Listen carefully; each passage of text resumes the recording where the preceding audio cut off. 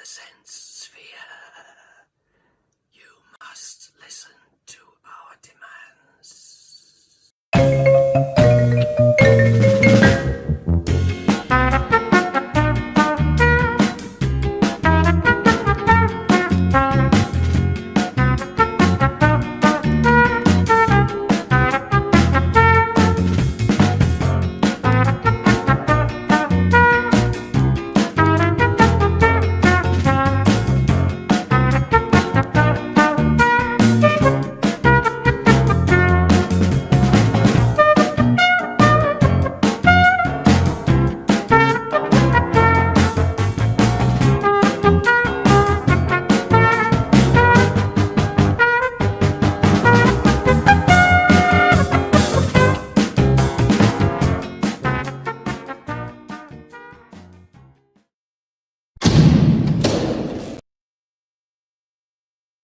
Well, good to see you all. Good to see you all. Welcome to the Sense Sphere. Let me just kind of make things clear. Thanks for joining the orbit of the Sense Sphere, hoping to bring some Doctor Who fun and cheer. We bring you a lively panel and a stellar guest, Disparu. Who would have thought this would have happened on a channel so new? It's the season end, so hopefully you'll like our programme blend, full of issues and fun and things aimed not to offend. It makes sense to spend time and cheer on the ever-growing channel, this very Sense Sphere. There you go. Former English teacher, thank you very much. Right, so let's bring our friends on. Hello, let's have a look, Nick. Let me get my... Good evening, Hello. Nick. Decent Hello, Saturday Brendan. night. You're going to miss out the football for once. Hello, Rachel. Hello, royalty is here. Bow. Oh, gosh. Hi. She's already pulling rank. Hiya, Yeah. Gary. Hey there. What chance do we have, eh? Well, she's pulling rank, but the only one who's going to be able to pull rank is, of course, our special guest, Hiya Disparu. Good to see you. Yeah, Hello, hello. mate. Yeah, good to be on. I've enjoyed your streams over the past weeks. As something I always do when I do reviews is to go and see what other people are doing. Because to see after losing your mind for the hours that it makes to make one of those videos, it's always good to hear other people annihilate the show. And what got me most is after the finale, even the people that because I like to watch people that like it and don't, and even the people that like the rest of the series got to the end, like, there's no way that was it. It's like, I'm really disappointed. I've wasted my time. I've been misled. So yeah, it's good to be on after the finale. Well, everybody, if you're new to our channel, there's going to be a lot of fun tonight, a lot of kind of critique. So please enjoy. If we're new to you, we're targeting 1K subscribers. So please give us a click, give us a like. We would really appreciate it. Our numbers are tiny. So please, it'd be good if you could do that. I'd really, really appreciate it. So, I want to check the credentials of this team. I don't care how many, views, subs anyone has. I'm checking credentials here, So what we're going to do is just to kind of get us warmed up. Our puppets, when they went to Spain, actually did a few kind of scenes from different Doctor Who's, mostly classic. I'm going to ask the panel very quickly and, not to judge the acting of the puppets, but actually to tell us what programs they're from. So here we go. Here's the tester thread. Throw them in as soon as you can.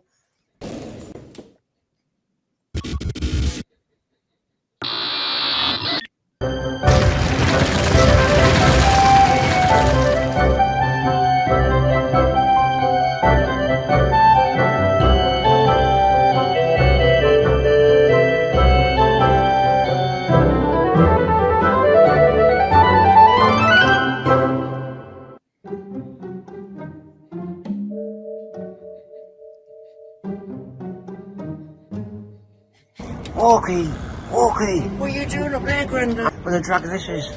Well, hell of a cliffhanger. Come on, help me. I thought you said you were a vegetarian, Grandad. Help! Now we can eat somewhere. Should we go to some restaurants in Spain? How are you? Yes. Look at this, son. Looks really colourful. We'll have to go in there. Look at that. That looks really good. Grandad, it's called G-Spot. The G-Spot? Your gran talks about that a lot. I never knew where it was. It's... Yeah, I think this is a very good idea for a final big budget shot, Walkie. That's what it was all about, Walkie. And so let's give Brendan the best start we could with a brilliant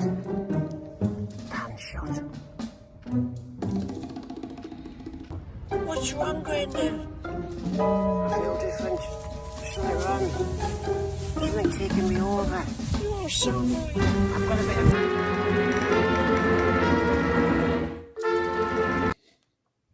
The sense.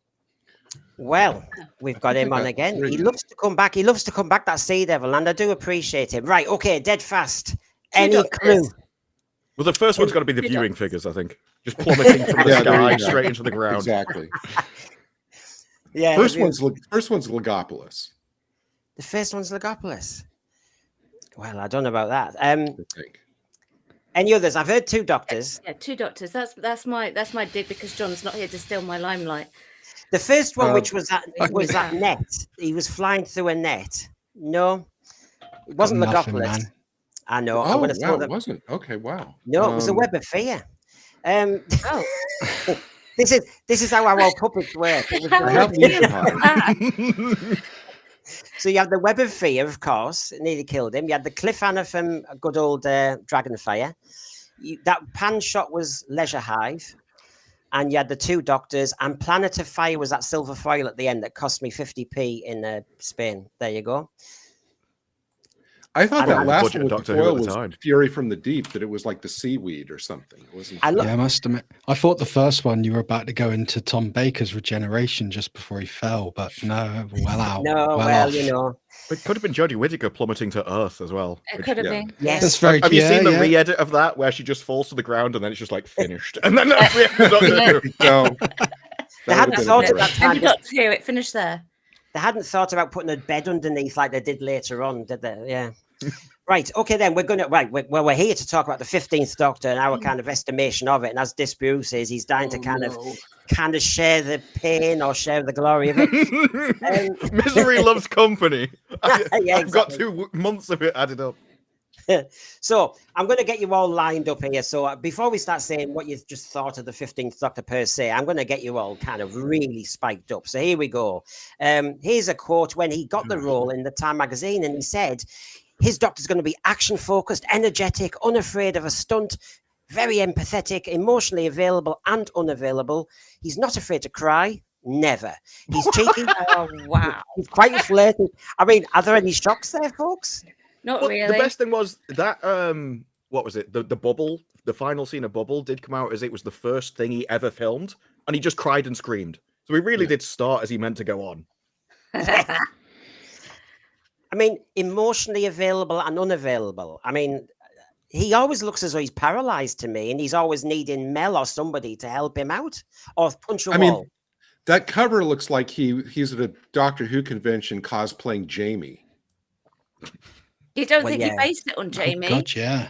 Poor Jamie. Well, the thing is, comments. Go on, Disparu. How are you ever going to play because my favorite bit of the Doctor, because classic Doctor is not really my thing. I came in with sort of Eccleston, and what I always liked was the darker elements of it. It was literally, as Moffat said, he gives you one chance and then wipes out your entire species. That's what I liked. After you've seen that picture in time, I don't think there's any way as an actor you would ever be able to be taken seriously in that role. That guy would take out your entire species. The kind of Doctor that would say run to an alien species and they would leave Earth. What about then, since you're talking about that, if I showed you that? That was his launch. Well, I mean, he looks better in pants than I do, but other than that, I don't think it's the right look.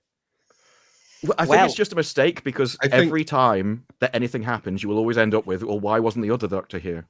Every universe-ending scenario, why didn't Tennant come back? Of course. But go back to that picture for a second. The one thing I've always thought about this is that was kind of an unfortunate choice for where to place the special effect. I think it was a deliberate choice. In that. But no, you're right, because I mean, we've covered that. I don't know how many episodes where we thought, well, why doesn't he go get the 14th Doctor? Like I said, like in the first 5 minutes of the finale, the first thing that Ncuti and Mel should have done is drive over to Donna's house and get the 14th Doctor. You see, this is why it's broken the whole of Empire of Death, everything. Yeah. Sorry. No, this is why, whether you like him or not as the Doctor, he should have had a clean start as his Doctor. That was unfair. Well, there were Like, clean so- briefs, but definitely clean briefs. Yeah, well, I hope so. but as this was introduced as well, so this is from the Guardian, who obviously adored him in their latest. He emerged from Tennant's torso wearing little more than a shirt and a grin. Even when the show turned to scary or darker subjects that left tears pouring down his seemingly porous visage, always pure televisual dopamine. For what it's worth, said the brigadier and the commander-in-chief of the unit, I think you bring joy. When have I seen joy in this series? You are all going to tell me he's cried a lot. But Wait. There's Where's the joy? a journalist, and I use that phrase loosely, actually used the phrase seemingly poreless visage. That's somebody who has, I don't know the sex of whoever wrote that, but there's like serious crushing going on, for Ncuti from whoever wrote that story. To save myself, I decided not to ask what their sex was. I just didn't read that bit, clipped it out, went for it, just went for it. So you can see this is how he launched. So I'm hopefully giving you ideas for how we're going to judge him in a moment. Archibald Lazarus, good to see you. It diminished him. It diminished the TARDIS. It diminished him. It devalued the whole process. Now we don't know whether Sutekh is sitting astride two TARDISes or there's two Sutekhs. Honestly, Archibald Lazarus, it wrecked the whole thing. Made no sense. Anyway, this is the Guardian really bigging him up here, just to kind of... He had radiant charm this season, scene-stealing tears and steamy kisses. Of course, we're not talking about John Pertwee or anybody, are we? And when he says to Ruby, "You've made my life bigger and better," and he could have been speaking to the franchise as well. He's so grateful. But they think it's going to be a new golden age for the series where he is sparkier, funnier, and more innovative. And by the way, I hope this is none of you lot. Internet troll, while internet trolls and shallow narcissists of episode 5 may have rejected him, they've only served to expose their foolishness and missed out on someone genuinely extraordinary. So I'm just setting the debate parameters here, folks. I don't want you to sound like trolls. I did search for the finale, his interviews, and I looked for specifically the first one he ever did, and I'm not sure if it's right or not, but he did say it's so great to join a show that pushes a narrative. And I thought that was literally the first thing he'd ever said. I can join this and use it as a platform is essentially what that means. Yeah. And that's all you had, everything else. And I think they made a real mistake bringing back Tennant, which brought back a load of people, just to hit them with this. Yeah. Because not only did it bring a load of... It kind of attracted people that you probably would have wanted to have left behind. Because I don't think this show was really aimed at bringing back older fans of the series. It was definitely after a new audience. And so it's probably a mistake to launch that way. Because they're running about narcissists of episode 5. Is that Bubble? Is that what that episode is? Yeah. Because I know that you've given that the most marks. I think that's one of the most hideous episodes of the entire series. Well, I mean, a lot of it real bad. Well, going by the totals, Disparu, I think a lot of those, because of the way it's divided, I think a lot of those totals may have been due like the technical people saying, well, technically it was done, or the effects or whatever. But no, the one thing I wanted to ask about that Guardian well, first of all, to Disparu's point about Dot and Bubble, I said at the time, I think Russell T Davies lecturing people about living in a bubble has got to set some kind of record for irony, of all the people to scold about living in a bubble. But, when I see articles like this on The Guardian, and this may be a naive question, the first thing I think of is what kind of reciprocity is going on between the BBC and these papers. I mean, like, what are they getting back from the BBC for this fawning nonsense? And, every single thing they say here is just absurd, but I don't know if they're trying to keep in good with the BBC or if, their reporters are getting access on other stuff, but there's got to be some kind of quid pro quo going on here. But I couldn't believe sorry, I put it in red. I could not believe that a journalist was going to go there and actually slag off TV viewers. I just thought, wow. You must be new. First time like this happens. Do you watch any Star Wars shows, Brendan? Yeah, I know. Yeah. We have had like Star Wars actors come out and make car videos about how all the fans are racist scum. So this is a common tactic. Yeah. Right. Well, so this has got you warmed up now on how it's going to be judged. So basically, let's start us off. So if we're judging the 15th Doctor, let's be fair, because we always get. I'm sure Disparu, you get this. I know Rachel does. I know Nick does. Just so people know we are fair. My first question is, can you give me a high and yes, I'm going to ask for a high moment of the Ncuti era. Can you give me a high and low moment of the season for the 15th Doctor? What do I say? I've got many low moments. One's easy to I'm not pick. sure about The other's high. not so much. Wait a minute, Brandon, are you talking about of him as the Doctor, or just something that happened that we liked in one of these the episodes? criticism of Jodie, and it was fair. Well, not Jodie, of the 13th Doctor, is she was never given a speech or moment. Some Doctor Who fans wanted that. As an example, I don't necessarily, but I suppose she never had a defining moment, apart from not noticing that Graham was upset about maybe the cancer diagnosis. So basically, I suppose I could think, I mean, I'm thinking off the top of my head, I'm better at asking the questions and answering them. But while you're thinking, a high point, I suppose, for him was, I think, I'm trying to get into Ncuti's head. I think in the Empire of Death, when he was holding the TARDIS frame, the memory TARDIS, the TARDIS, I get it. and shouting at the universe and Sutekh that death. I got you. Plus death equals life. My high moment for Ncuti is when he vanished in 73 yards. I was going to ask, does it have to be him or the series? Well, I've asked for it now. Yeah, so when you can start I with guess the low moment would be when he came back. Never explained. That entire episode, they just mentioned 73 yards. It was like, that'll do.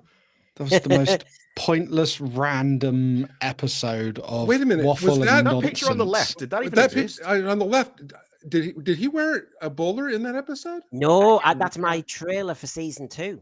That's him in season 2. I haven't seen that really? season 2. Yeah. On this channel, anybody who's just joined us, you sometimes get a freebie. There you go. So I just thought, well, it's very Devil's Code, isn't it? To be honest, but oh no, not Maestro.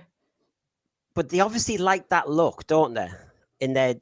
Remember, they wanted gender pushing, societal pushing outfits. That looks pretty conservative to me, really. But there you go. Well, that's the point. They're trying to push him as like the traditional Englishman from like the 60s or whatever. Yeah, is essentially what they're going for. It's kind of a desperate hope, and I don't think it'll work. But when you're on about what you liked about him, my issue was I hated when he cried because you're basically weak and everyone else has to save you. Now, that's one of my points about this series is at no point has he ever saved a person. Like, ever. There's always been somebody else that saved everybody for him. He just kind of existed. Even at the end, when they're pulling the rope, she was the one that put it around him. She's the one that pulled it first. So he didn't even do that. Yeah. He was just kind of existing. So I hated when he broke down and cried. I hated when he was... This is going to sound awful, but I hated when he was happy because I think it just goes into farce then. Like, he's too over the top, and I don't think that's British, which is what the show is. And so the only thing I liked was in the finale when he's kind of talking about how everything's been destroyed, and he's kind of like, all the planets are gone, everyone's dead, and it's my fault. So it's kind of, that's as close as he got to sort of the serious Doctor for me. And even then, I didn't believe him as the Doctor, but it's the only time I believed him as an actor at all. So that's the best I could do for a compliment. This is only our starting position. Nick, where would you go with it? Okay, so some people might hate this. It's not one moment in general, but it's the final episode. I did think by the end of the episode, there were hints that if he was to be given decent writing and a decent story, he was showing that perhaps he was warming into the role just a bit, just a tiny bit. Like maybe there could be potential, but it would take a lot of background work and getting rid of RTD and good stories and that. Because I never felt at any point before that he was really the Doctor, because the crying and everything that went on. So I think maybe if all the stars and moons or whatever the saying is aligned and we got some good writing, maybe Ncuti, that glimpse of whatever it was I saw in the last episode, maybe he could make a Doctor yet. I don't think he has as of yet. And as for, and you'll can throw your fruit and veg at me, it's fine. And as for the worst moments of Ncuti, just don't sing, dude. Just don't sing. Just don't ever sing in a Doctor Who episode, man. Don't do it in the Christmas special. Don't do it in the Devil Chord. I don't want to see it. I don't want to hear it. Well, and don't wink at the blooming camera. Yeah, you're going to have to turn away then, because I you know what's coming. You know what's coming. He even said it at that Doctor Who concert, didn't he? RTD. Let's do a whole instrumental and all the rest of it. Oh, I thought you were going to start talking about twerking. Twerking Doctor. Well, exactly, twerking the Dalek. Yeah. As I come to Rachel, I was just going to say to everybody who's watching that Nick's reminded me that one of our items coming later are our Doctor Who awards. And my God, will there be some Mick take in there? And there is a musical one. Anyway, Rachel, where would you go with the highs and lows? The highs. Oh my gosh. It's probably one of the highest points was this is really hard. You mean probably in Empire, not Empire, the legend of Ruby Sunday, when he's talking to Susan Triad and asking her all of those questions. I think that was probably his highest point. And the lowest point, breaking into song. Sorry, just gotta go. My degree is musical theatre, and even I say it's gotta go. I can't deal with that. I have heard people suggest that's for the TikTok generation. So they're aiming at kids with that. Yeah. It's meant to go because there's lots of musicals are going into TV shows now, which weren't in before. And it's meant because it's very clippable for that kind of platform. They should look at Buffy. At least they tried. Yep. Yeah. Can I just say while we're on this, do you think while we're struggling to find the highs after a whole 9 episodes of Ncuti, whose fault is this really? I mean, do you think RTD has not actually delivered a decent episode for Ncuti to actually be the Doctor in yet? Yes. No. I don't think RTD's delivered anything remotely good. There's already been a Dr. Light episode because of his scheduling, two, in fact, yeah, 2. No, you're absolutely right.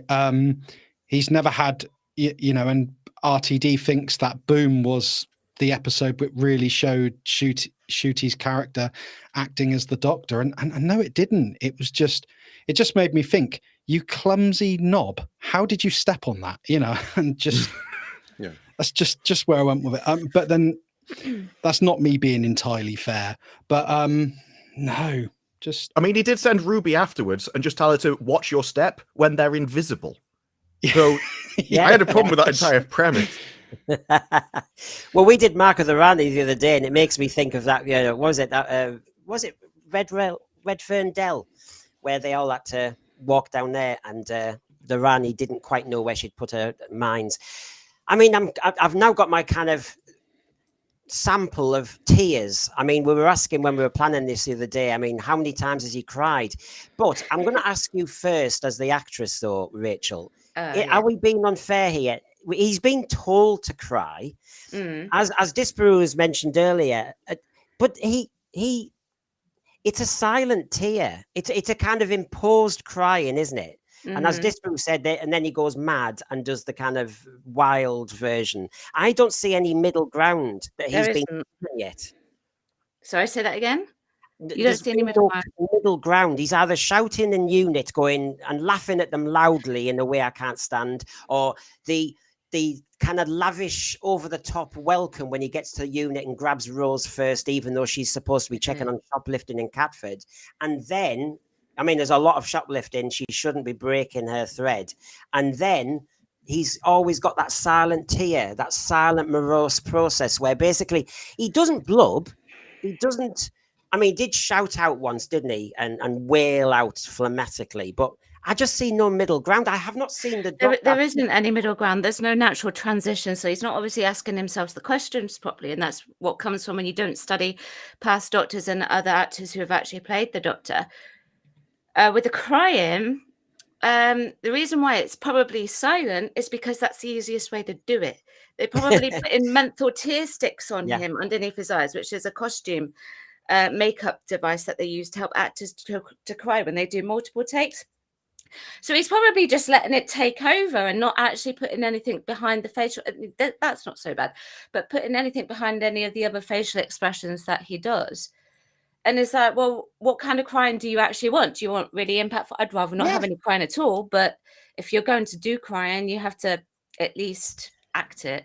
Yeah, because Gary, every version of crying I've seen looks the same. I've not seen a heartfelt one or a morose one or a kind of sullen. I haven't. They all look the same. Well, here's the thing.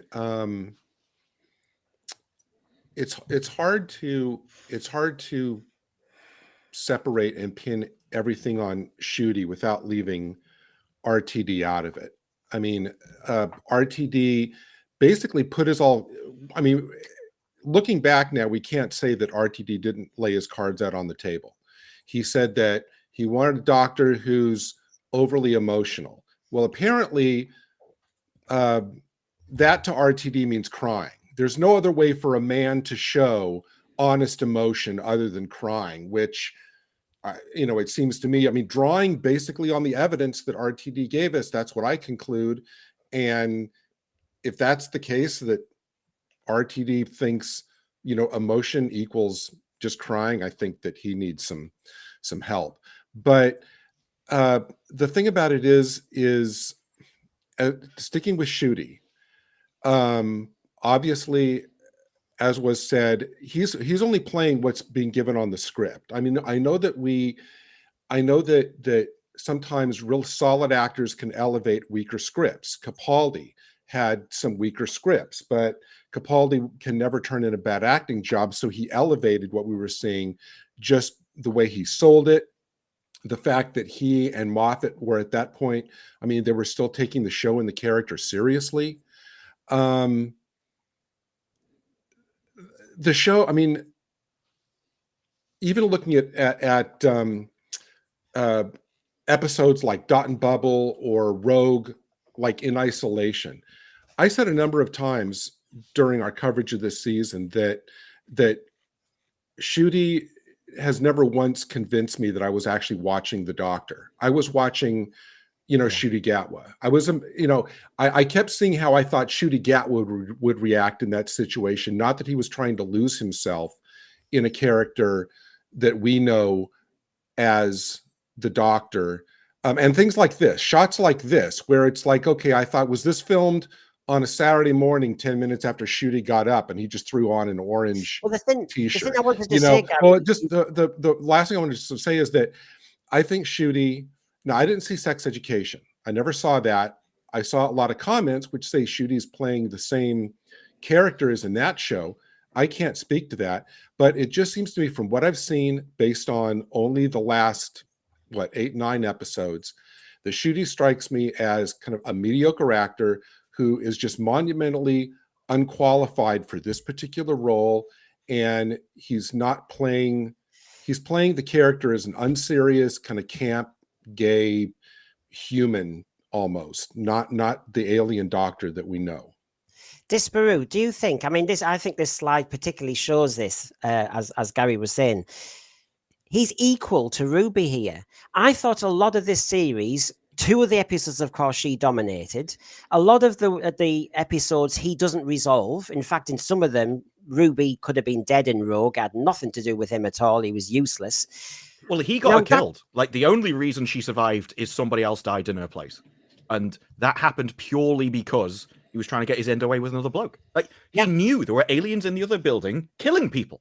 And he didn't care. He was too busy going after the other fella. And I don't think there was any way the Doctor, under any circumstance, would go for that. You have to, I think, because I do blame Ncuti for this, as well as Russell T Davies. I think they both are. And this isn't even really comments on him as an actor. I don't really have a problem with an actor playing themselves. I think it works for some things. It's just that if that's how he's going to do it, it doesn't work for this. At no point was he the Doctor. And I think there is something which is quintessentially British about the Doctor, and it is that reserved nature, which is, it doesn't matter like how much you are, you would still be reserved and restrained about things, and he doesn't have that. There's lots of screaming, there's lots of breaking down. He's too happy, he's too over the top, and it's very American, actually. The whole Americans have this whole idea of just we are the best country in the world. You would never find a Brit like screaming like America. Like, we just don't do that. And it comes across, I think he would fit in a Disney version of Doctor Who, which is what this is. Yeah. It's not the British version of Doctor Who. And I have that problem with everything. So I agree that Davis has written terrible episodes overall. But the There's one one that stands out for me that had the most atmosphere, the one I got the most into, was 73 Yards, which he isn't even in. And that's the only episode where I got into the atmosphere of it and I wanted to find out what was happening. And that was all down to Ruby. And I'm not even sure she's a great companion, but she was better than he was as a doctor. And yeah, that ended awfully and stuff. But for the first half, it drew me in. And there's nothing about him. Yeah, the best, the seventh episode, when they're in the time window and he's describing to how time works, I'm like, okay, this actually sounds good. And then the next thing he's like, so let's go. And I'm like, you've just undercut everything that you've just done. All the atmosphere. I mean, this has been my problem that and I hate saying it because I've got Gary on the panel, you know, that to say anything's been Americanized almost sounds like a slight, but it is a British, it's popular because it's quintessential Britishness and its uniqueness. It doesn't go for brash. It doesn't go for showboating hero. And I've always gone mad about that overstated TARDIS entrance, which is a shuttlecraft landing on a spaceship that is not a TARDIS. From that to then, hi baby, all those American affectations that actually is not the Doctor either. But on top of that, I start to think, and I'll go along the line. Disparu first. This isn't a Doctor Who program anymore. This isn't a Doctor Who story anymore. That's the biggest problem I find. What you have to remember with him when he's doing all of this, like everything's so amazing. I've walked out the TARDIS. I'm in Wales. Like you have to remember, this is a guy who is ancient. He's seen everything. There was comments in the previous one. The reason why he has a companion is because he's seen everything to the point where he can't see it anymore. And so to have somebody that hasn't, it's their first time, it makes him relive the experience because he can see how they feel about it. And it's entirely different with this. He's like a new child, which has just got the TARDIS and he's exploring things for the first time. And so he doesn't have any of the sort of the ancient Doctor, the weight of any of that kind of stuff. And you can't take him seriously.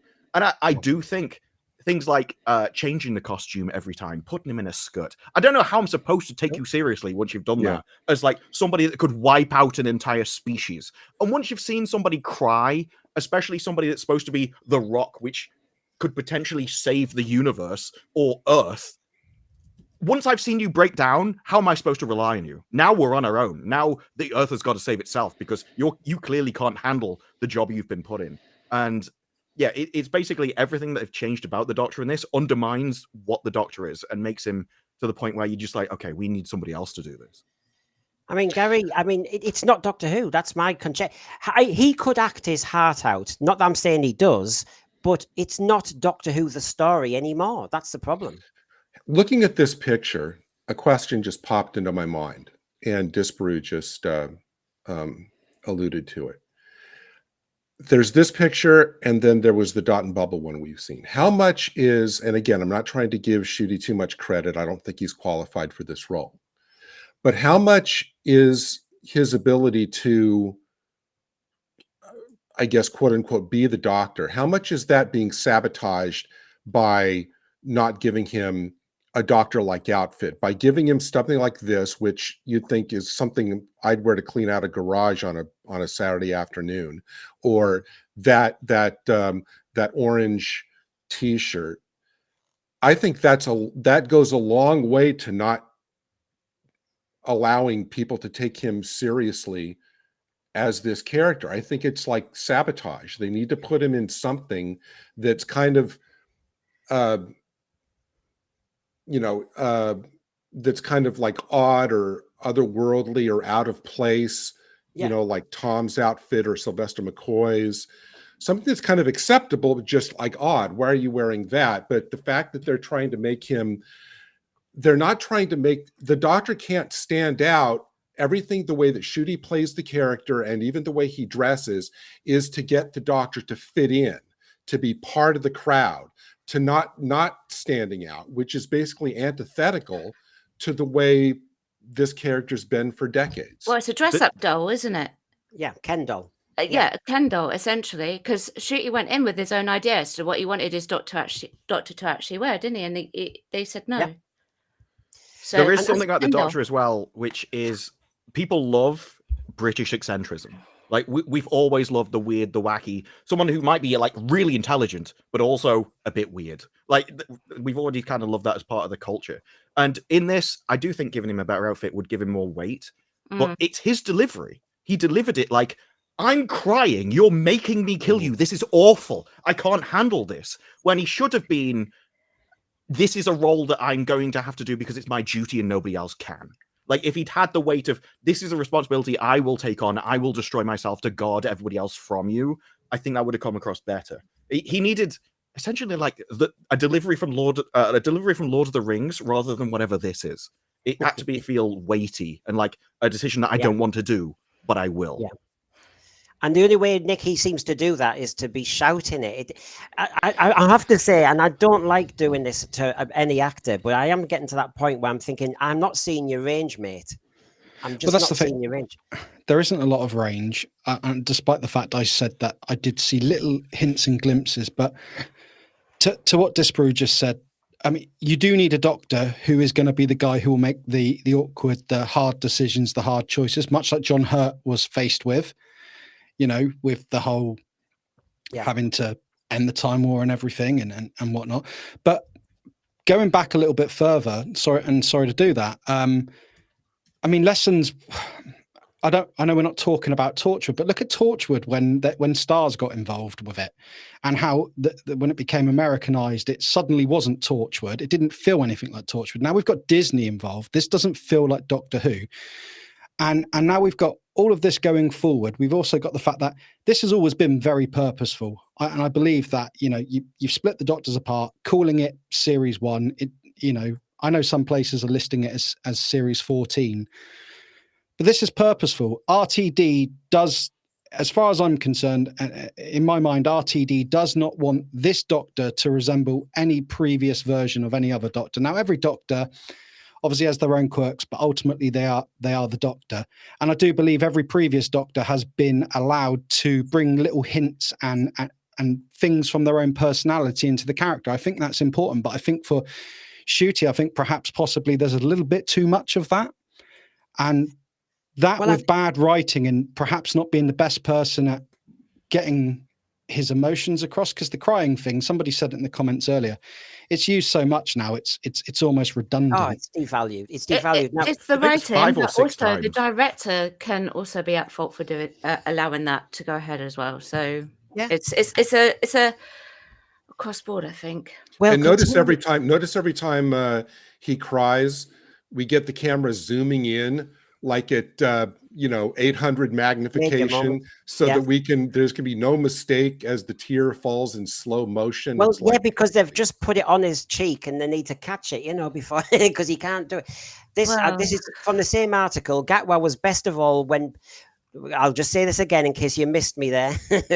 Gatwa was best of all when permitted to have a little fun, as in the Christmas special, pop singing goblins. While Gatwa could have chemistry with a lamppost, he does have a particularly compelling relationship with Ruby. Meanwhile, a blossoming romance with Gross Rogue is enchanting, featuring a steamy kiss that makes for queer Doctor Who history. They are bigging up this. It's gone on since 2005, hasn't it? We've said on our stream, the no sex in the TARDIS thing, RTD's injected this into Doctor Who, and there's no coming back from it. And he can act his chemistry with a lamppost. What the hell's all that about? This is written by somebody who really wants to meet Ncuti Gatwa. Yeah. It is very... And what compelling relationship with Ruby? I saw nothing. It was like 2D. Yeah. You let her die. About halfway through the season, when he refers to Ruby as his best friend, that fell flat for me, because I was like, since when? We haven't. This is like right after the two non-doctors. Like, when have we seen them become best friends? But that bit at the end of the finale where she goes, "I love you," was that meant to be romantic or not? Because I still don't know. I think it was regurgitation of when Rose left the TARDIS.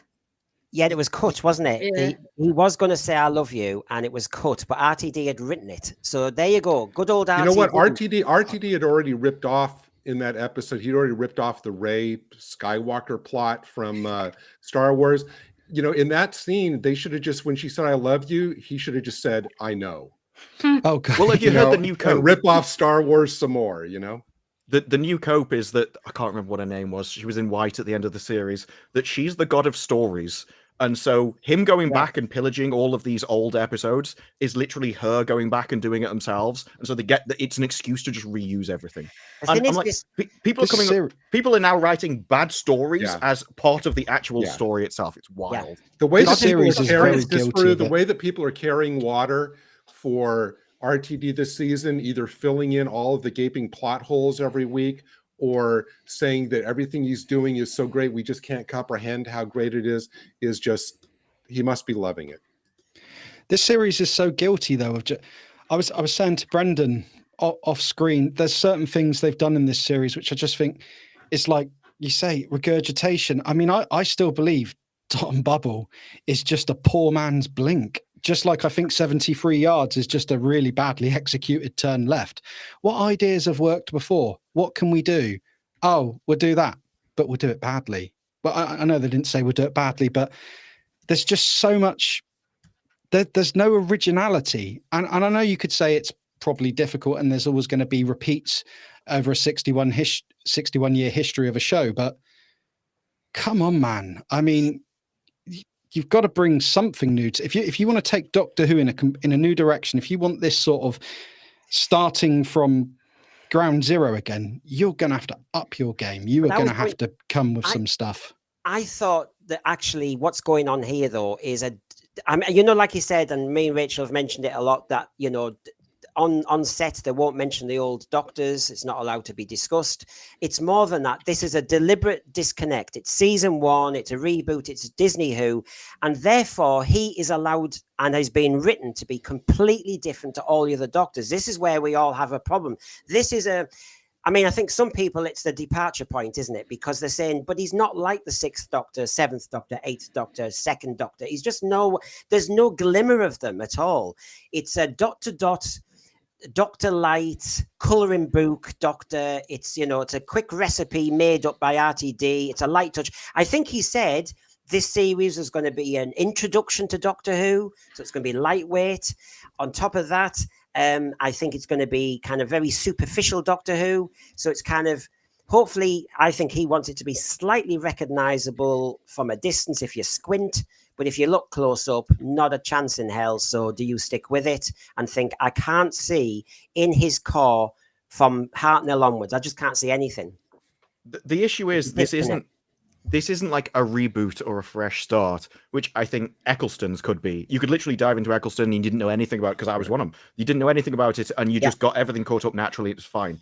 That's not what this is. This is actively antagonistic and actively attacking fans of the past.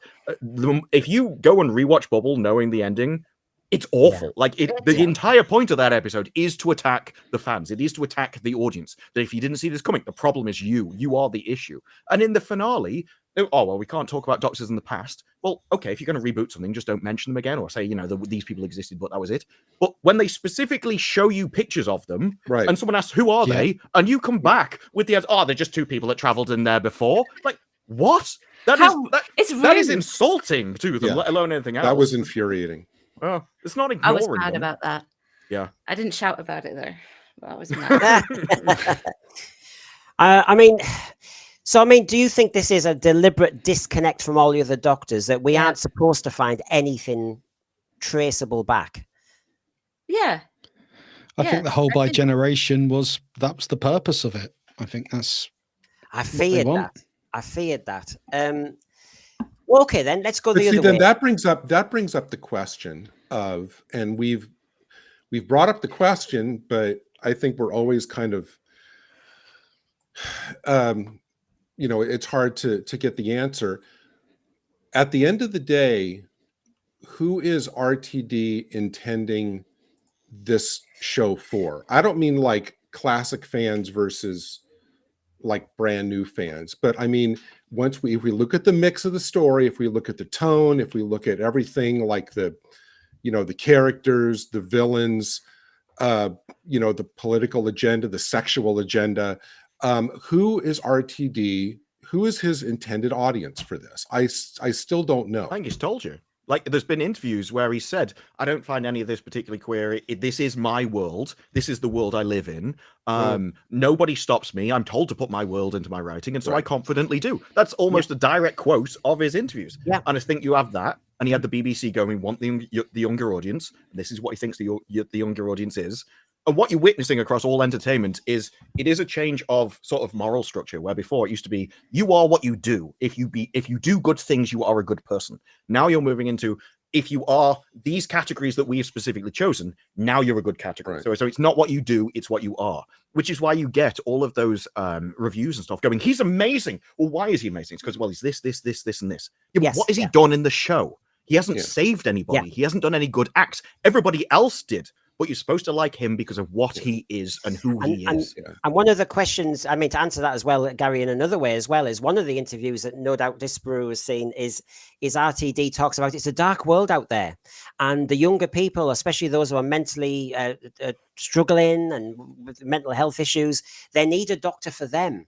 We need a doctor for 2024. And here he is. He cries at the first opportunity. He has anger management issues and thumps walls. He needs Mel to tell him how to get out of a situation. This is the future. But I have an issue, of course, with it as well, because as Peter Davison said years ago and nearly got blooming cancelled for it, where's the role model for lads? And you've got a male lead here. He might as well be anybody else or any gender, because as a male lead, he's diminished, he's devalued, he's cheapened, he's useless, he's helpless, he needs bailing out, cries at the first opportunity, doesn't have a plan, doesn't show real curiosity, doesn't show any guile. Well, what is there? And like you said, Disparu, I think you're spot on. It is just a shopping list of kind of virtues that everyone's going, oh, he's mine. He's nothing. He's an empty vessel with clothes on that change every week. Well, RTD admitting that he can only write gay stories now, to me, is basically an admission that he's like a one-trick. He's admitting that he's basically a one-trick pony, that he's creatively out of gas except for making everything about being gay. As was said, that's all that occupies his mind. He views literally everything about the world through that lens. He looks down on people who don't. That's why he writes, the few kind of heterosexual male characters in this season, like all two of them or whatever, get killed, in Boom. So to me, it's like, okay, he's saying, I'm not even going to bother writing kind of like, family friendly entertainment that people expect when they turn on a show called Doctor Who. People were expecting to see a certain thing. It's like, I'm not even going to worry about that. This is my, it's kind of his vision, sadly. As Peter Harrington, I mean, and the thread, I know you're on fire. I'm trying to bring you in. I'm throwing you in, but I'm struggling to keep up at the moment. But as Peter Harrington has said, but what about those of us who followed it for years? They're still the future and can pass on the legacy to their children. This is so short-sighted. I know so many families, and Nick's one of them, who obviously, you've got your son watching it, but I bet you're half dreading that some of this messaging is just going to turn your lad away when he's a bit older, because it's actually a bit twee. It's a bit, simple. There's been a few conversations for things he's brought up, and they've not been conversations that I've wanted to have with a 10-year-old yet, but there they are. Let's have them. And to want to just going back on, they want to get the younger audience. Well, I know my boy does not speak for every child out there, but believe you me, knowing my boy, knowing the things he's been involved with, and that there are plenty of children out there who love Doctor Who and love it in its former incarnations. And I just think this has been so short-sighted. His writing, the message he wants to get out there, who he wants to write for. But Nick, I'll ask you, and then I'll ask the panel. Is this another problem we've got with this Doctor, the 15th Doctor, that RTD seems to think that a male lead has to be emotionally compromised, emotionally troubled, emotionally angry, emotionally unkind of balanced. I mean, is that the future of male character leads? Because I'm sure Disparu and Rachel and Gary, looking at all the pop culture out there from Star Wars onwards, where are the good male leads? Because it seems to me we've now got the Doctor doing exactly what half the other franchises are doing, which is a male lead has to be very emotionally aware, sometimes therefore compromised, sometimes diminished, and sometimes very troubled. And actually what we want is, with Doctor Who, is escapism, where he knows what is going on and he'll, by his brains, work it out. No showboating. I sometimes feel like RTD thinks that the Doctor was previously like Gene Hunt from Ashes to Ashes or Life on Mars, and nothing of the sort. That he believes he was perhaps a negative role model. I don't really understand where exactly he's going to take Ncuti with this, or where he's going to take these role models on the whole. That I don't see a role model in Ncuti at all. Is that what he wants? Does he not want there to be an actual role model? Does he want it to be a vibe more than a role model, if that makes sense? I thought he was trying to make the Doctor more human. The thing is, though, the Doctor's not human; he's an alien, He's and a two-heart alien from Gallifrey. That's the problem. exactly. And they're trying to make him like more approachable. I don't think that actually works. Like the closest we ever got to a more humane Doctor was Peter Davison, but it was still very clearly alien and arrogant. So I don't know, load of rubbish. What about Melanie Weston Investigates here, Gary? It is no longer a family show. Rogue is not for kids. Dot and Bubble insults the audience it was aiming for, insulting the old fans of the show. Who has he not insulted? He's covered them all. And I have to say, there is a confusion, Gary. When you asked the question earlier about who is he pitching for now, he has earlier on, before the season started, said it's not a kids show anymore. And then, of course, he says his great success is the under-30s. In the ratings, it's his only one. It's a very confusing picture. Who the hell is he pitching at? Well, but that's kind of laughable, because like about the week after he said that, the ratings came out, the deep dive ratings, and showed that nobody in that age range that he was targeting is watching it, so they moved the goalpost to 35. And they say, oh, we're targeting 35s and under. It's like, whenever the inconvenient facts get in the way of proving the point that he wants to do, we're just going to kind of move the goalpost. But I said this before, that and week after week after week, it seemed to prove this idea I had, that, as you just said, RTD doesn't seem to me to be writing for a general audience that can be appreciated on multi levels, no matter who you are. Moffat, and I will say, I'm sorry, RTD and Moffat too, I think, because of the evidence from each episode, they're writing for their own edification. They're writing basically to validate their own social, political worldview, and to hell with anything anybody else thinks. They're doing all of this for themselves, primarily.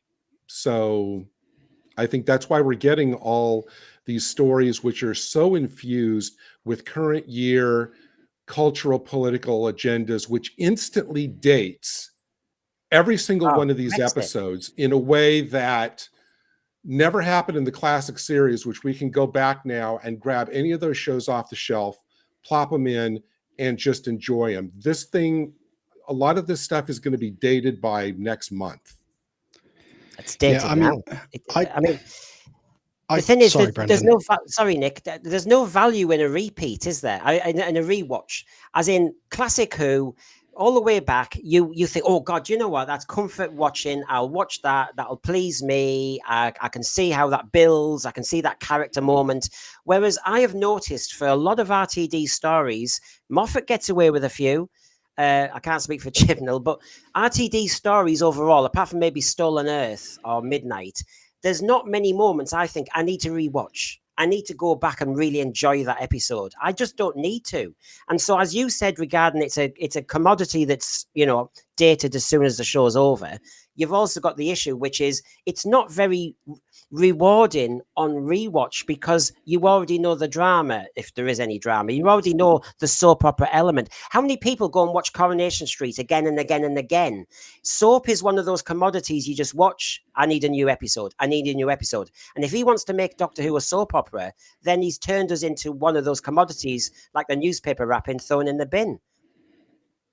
I think the issue you've got is that there is an element of write what you know, and so you used to have older writers, so like Lord of the Rings with Tolkien, literally went to war, experienced what it was like, and the sort of the horrors of it, and so he could put that into his work. Whereas if you look at Davis, well, he's at the BBC, where everyone thinks the same thing. He'll be surrounded by people to which this is normal behavior. If they have a problem, they'll probably cry. They'll be very emotional. They'll be typical sort of BBC London-centric focused people. And the rest of the country just isn't like that.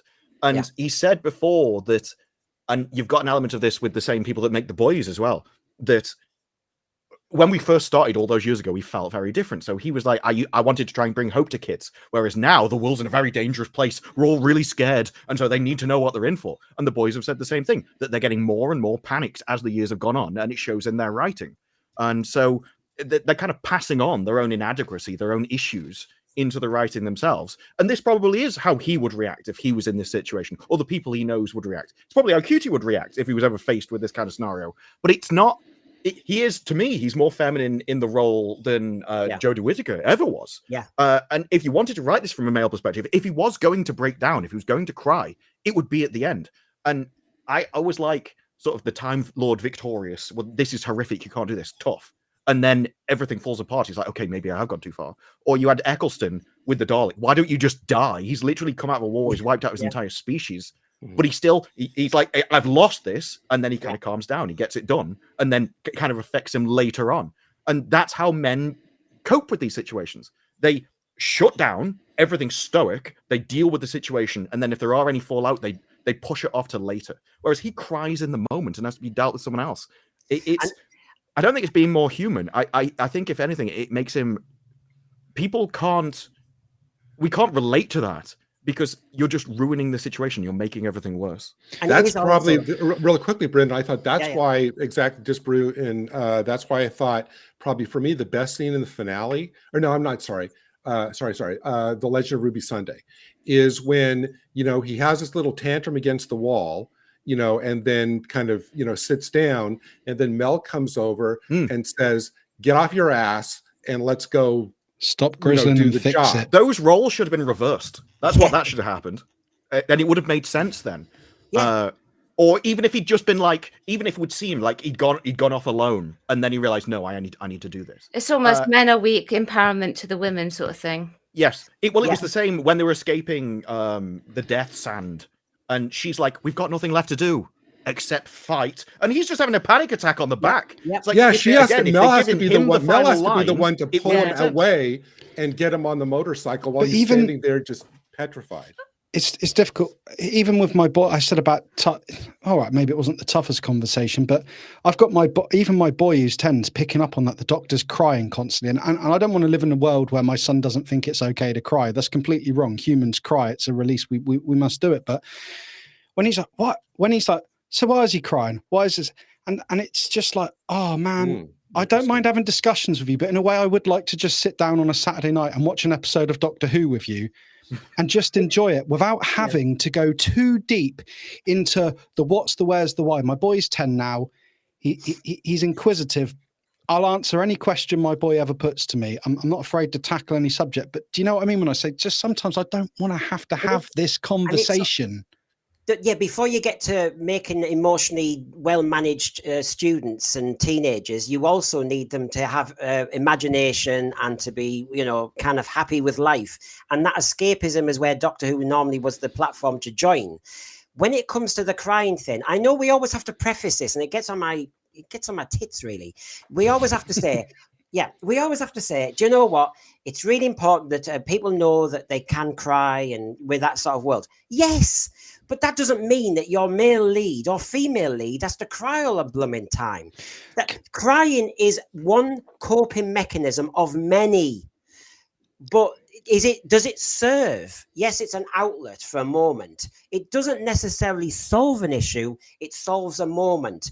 And if you really want to go into heavy detail about it with kids, crying isn't really a mechanism to actually go forward with the resolution. It's a coping mechanism. Mm-hmm. And so this kind of idea that crying's amazing, the doctor cries, he also kisses. No, you're missing the blooming point. That is not resolving anything. That is not solving the universe. That is just saying, I'm not coping with this moment. We say that's allowed as human beings. We're allowed to have that moment. So what we're getting through our script, through our screen, is an indoctrination, especially of boys. And this is a problematic issue where basically boys are thinking, I have to act like that now. If I'm not crying, what's the issue? So, you know, I and you're think thinking, no. There's nothing wrong with just being emotionally managed and you carry on. I think I could add to that as well. I mean, and I said there's nothing wrong with crying, but you're right. I believe you're completely right. There are times in life when I just haven't been able to cry at that moment. So, for instance, not to take it deep and dark, when my nan-in-law passed away, and I remember being at the funeral when the family are devastated. And at that point in time, I'm there to be there for my wife, for the family, mother-in-law, everyone. And I had my tears, but does that make me a bad human being that I felt that at that moment I had to hold it together a bit more? Maybe the crying could come later, because that's what shows like this make you almost feel now like if you don't cry in the moment, if you don't cry here and now, then there's something wrong with you. There's something wrong with you emotionally, when sometimes you just have to be the one that copes there and then and takes a lead. Save the tears for later. It's the modern attitude. There is a modern attitude that men are essentially broken women. And so the way that they will improve, the way they will solve their problems if they just act like women. And it's like, no, men handle emotion and they handle situations differently. And it is because nobody else is going to solve your problems. So you have to do it. And so you naturally just like, you flatline. And all your emotions zero down, you deal with the issue, and then afterwards you deal with it then, and it is delayed. And they could have showed that, but they don't want to because they have that attitude that everyone else has the same. And there is a very modern attitude that if only men cry more, something will fix their problems. Like, no, the problems will mount up because now you don't have people dealing with them. As you know, men showing men. I'm sorry. Well, I'm sorry, Brandon. Men showing emotion is not a weakness, but the way that. But it doesn't necessarily. The way that this character is showing emotion does come off as weakness. He's doing it at the disaster moment. Like, and the doctor, he should be into gear. The moment he's crying is the moment he needs to get his ass in gear and sort the problem out. One of my accusations of the doctor is he's too static. He's too paralyzed. He's too indecisive. Add to that tears on his poreless face, and what you've got is in moments when you need decisiveness, you need somebody to really think fast. You've got somebody, the tear at that moment, what that symbolizes to me is I don't know what to do, I cannot cope. There's nothing wrong with crying. We keep saying that, but the point is that for an action hero, it does not solve the issue. It doesn't take us much further down the road. When he's crying on the landmine, how's that solving anything? Is he just trying to kind of stop internalizing? When he cries at the end in the TARDIS because he was going to say, I love you to Ruby Sunday, and he's freed her to see her dad and all the rest of it. Well, you know, mind you, David Tennant's Doctor cried at the end of every series as well, didn't he? I mean, let's be honest. He was always. But Brendan, RTD isn't interested in anymore in writing the Doctor as a hero. He's not. He's writing, as Disparu was saying, he's and as Nick was saying, RCD has gone on record saying he's doing this for the kids. So if we connect everything together, then the model that the male model that RTD wants to put forth to kids as this is your hero, this is who you should model, this is who you should emulate, is a male character who, as we've said, in moments of crisis is frozen or, has fallen into his own weakness. That is what is being presented for children, male children, to emulate. And is it part of a design? I happen to think so myself. Having dealt with kids at school all the time, the crying is part of the process. Once the crying's finished, then we get on with solving what the issue is. So having your doctor crying, it doesn't take us anywhere. It just adds another blooming few seconds of kind of camera time. It's not action, actually. I'm just going to bring in the thread for a moment. Mad McCam, would RTD write an episode with a crying woman in every scene? Well, that's be interesting because, as you know, I was going to do an. I was going to say we've been talking about it for. I'm kidding. That's mean. Welcome to my channel. We've got Bill Lad. The doctor shouldn't cry, but companions, male or female, and others around him should show human vulnerability, and that's the point. He's supposed to be an alien, therefore he does things differently. We all remember from Pyramids of Mars the argument between Sarah and the doctor because he acted differently. Divine and Dragon, this doctor has no inner strength. We've got Ken Parker here. There's little to look up to with this doctor. He even suggests to Ruby not to confront her mother and just that scene at the end, which was all soap opera. Even that then, scene sat wrong with me. Yes, I mean that was because he knew she was going to leave if she went. It felt like he was being selfish, saying, "No, yes. Don't go. Yeah, stay with me. I want you, not you. Don't go and fulfill your desire the thing you've been searching for your whole life. What all this has been about. But Nick, stay with me." The whole season was about him finding the mother. He landed in the Legend of Ruby Sunday, saying, "Right, unit, drop everything. I want you to find Ruby's mum." And suddenly, when she finds her mum, he's going, "Are you sure about this?" Yeah. Well, you are totally kind of unpredictable, inconsistent. My God. But there's been so many times during this season that I've thought, when Ncuti gets emotional, the first thing I think of is, here's the tears, here come the tears, here come the tears, and a lot of times we get the tears, sometimes we don't. But whenever he gets hyped up, I'm expecting the crying now. Yeah. Well, but you said about. Sorry. No, sorry. We're going to continue to talk about the 15th Doctor, but obviously we do move it into a different aspect. So just bear with me for a moment. So we've just been talking about the 15th Doctor and what we thought of that.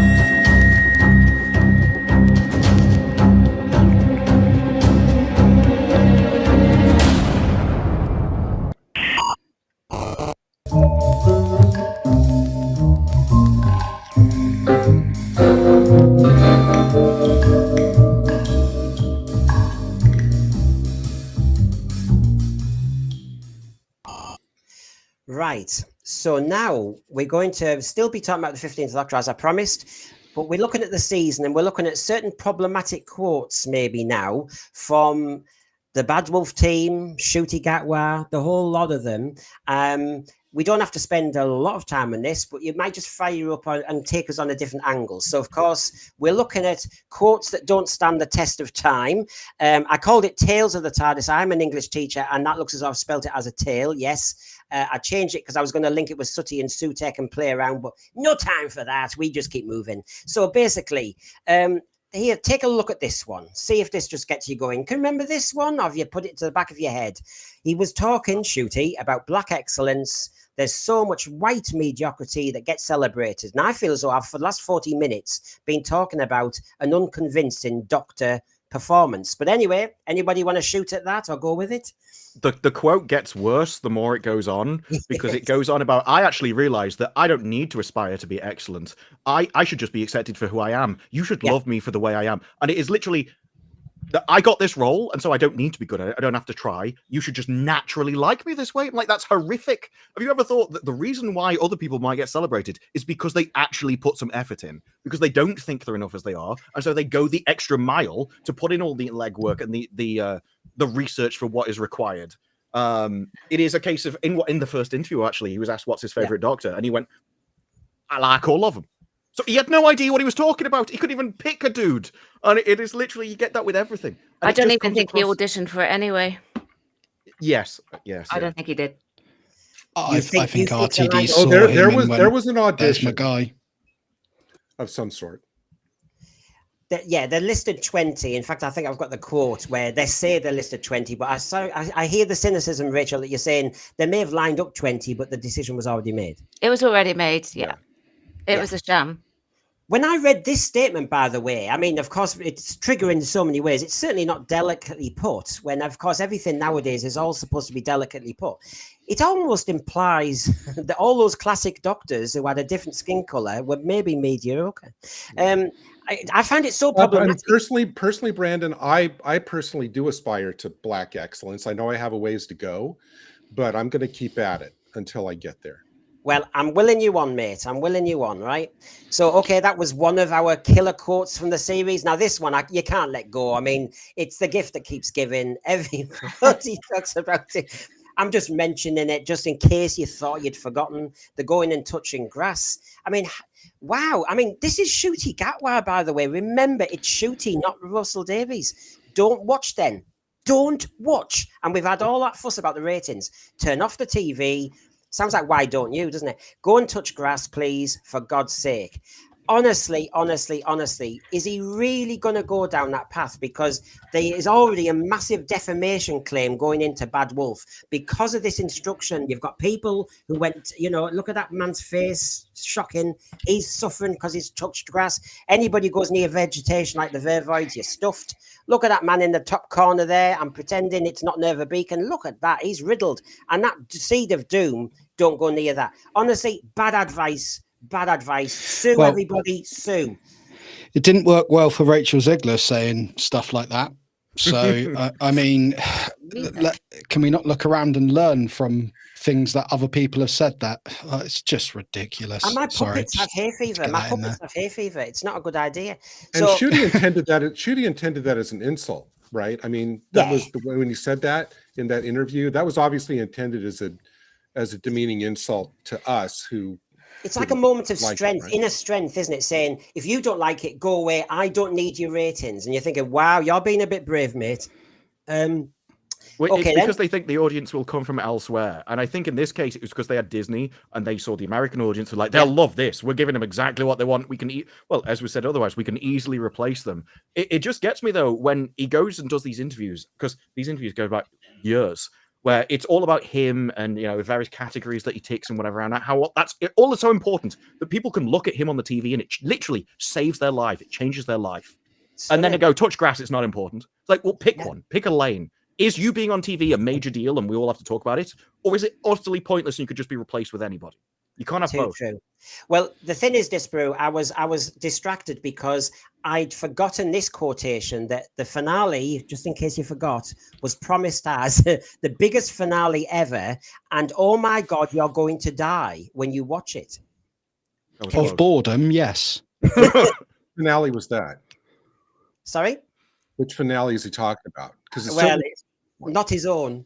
But the thing is, I don't want a finale. I referenced in one of our programs earlier, wasn't I? The Key to Time didn't have it. I mean, it had the Armageddon factor, which everyone said fizzled out a little bit.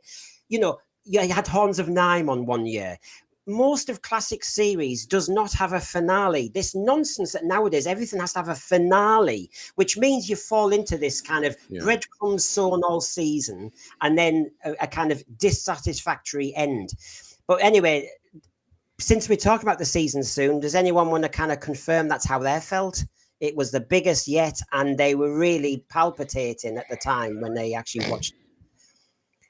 Oh dear! Look, I spent many hours looking at people that liked the rest of the series and going, "I've been betrayed. This is disappointing. I can't believe I wasted my time." Yeah. Everyone that had his back and loved him as the Doctor was so disappointed in the ending.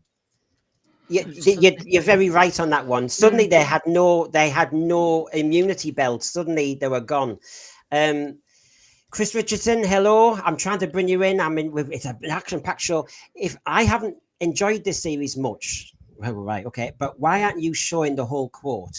Well, I have got the whole quote, and just like Disparu on his channel, Rachel on her channel, me and my Sense for Your Saloons on a Tuesday, I have shown the whole quote. It's just this is a show reviewing the whole series, and I'm not doing the whole quote. I am an English teacher. I do normally do context. But he didn't say if you don't like the show. He said if you dislike his casting just because he's black or grey. Chris, can we just remind you who was saying that? somebody's either fed Ncuti a line that everybody's against his casting because of the skin color. Sorry, everybody's attacking Jodie Whittaker because she's a woman. There were a few people who were saying, why are we changing canon? And I was one of them. But then I was willing to give her a chance. Then she was badly written. And then I thought, we need to get rid.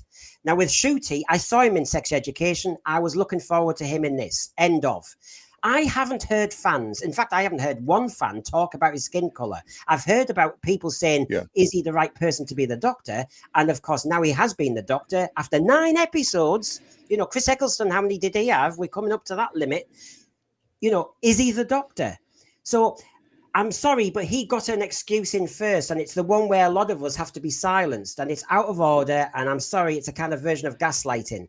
Sorry, Chris Richardson. No, you can do the full quotation if you want, but the point is, who was slagging him off for being black or gay? I'm gay. You know, what is the issue here, mate? There isn't one. We need to move on and jog on. Right. What about this one then? I'll just flash it up so we can see it a bit more. This was the one where RTD, of course, was marking his own homework. And he said he slays over every word of the script. And sometimes at 2 a.m, he's trying to decide whether he puts and or but or the or yet at the end. Wow, he's really good. And he doesn't like improvisation from actors. And so he said, I am very specific. So basically, RTD, all this is on you. Mm-hmm. Mm-hmm. I mean, this is coming from the man who doesn't understand the difference between a portmanteau and an anagram. Yes. So, yes. You know, I wouldn't expect anything less. I'm glad that he's spending so much time at 2 a.m. deciding between, you know, but and the, and not, you know, wasting a lot of that mental energy actually resolving all of his plot holes. Yeah. Sutekh or dog. Sutekh or dog. No, I'll talk about and or but or yet. I know it's a problem. What about this one then? I mean, they do keep giving. They're really good. It's like a revision, isn't it? Where we are in the world and what's happening to the world, what the taste of things is. It's very important to bring that to the show. But I do that automatically. I don't have to put much thought into it.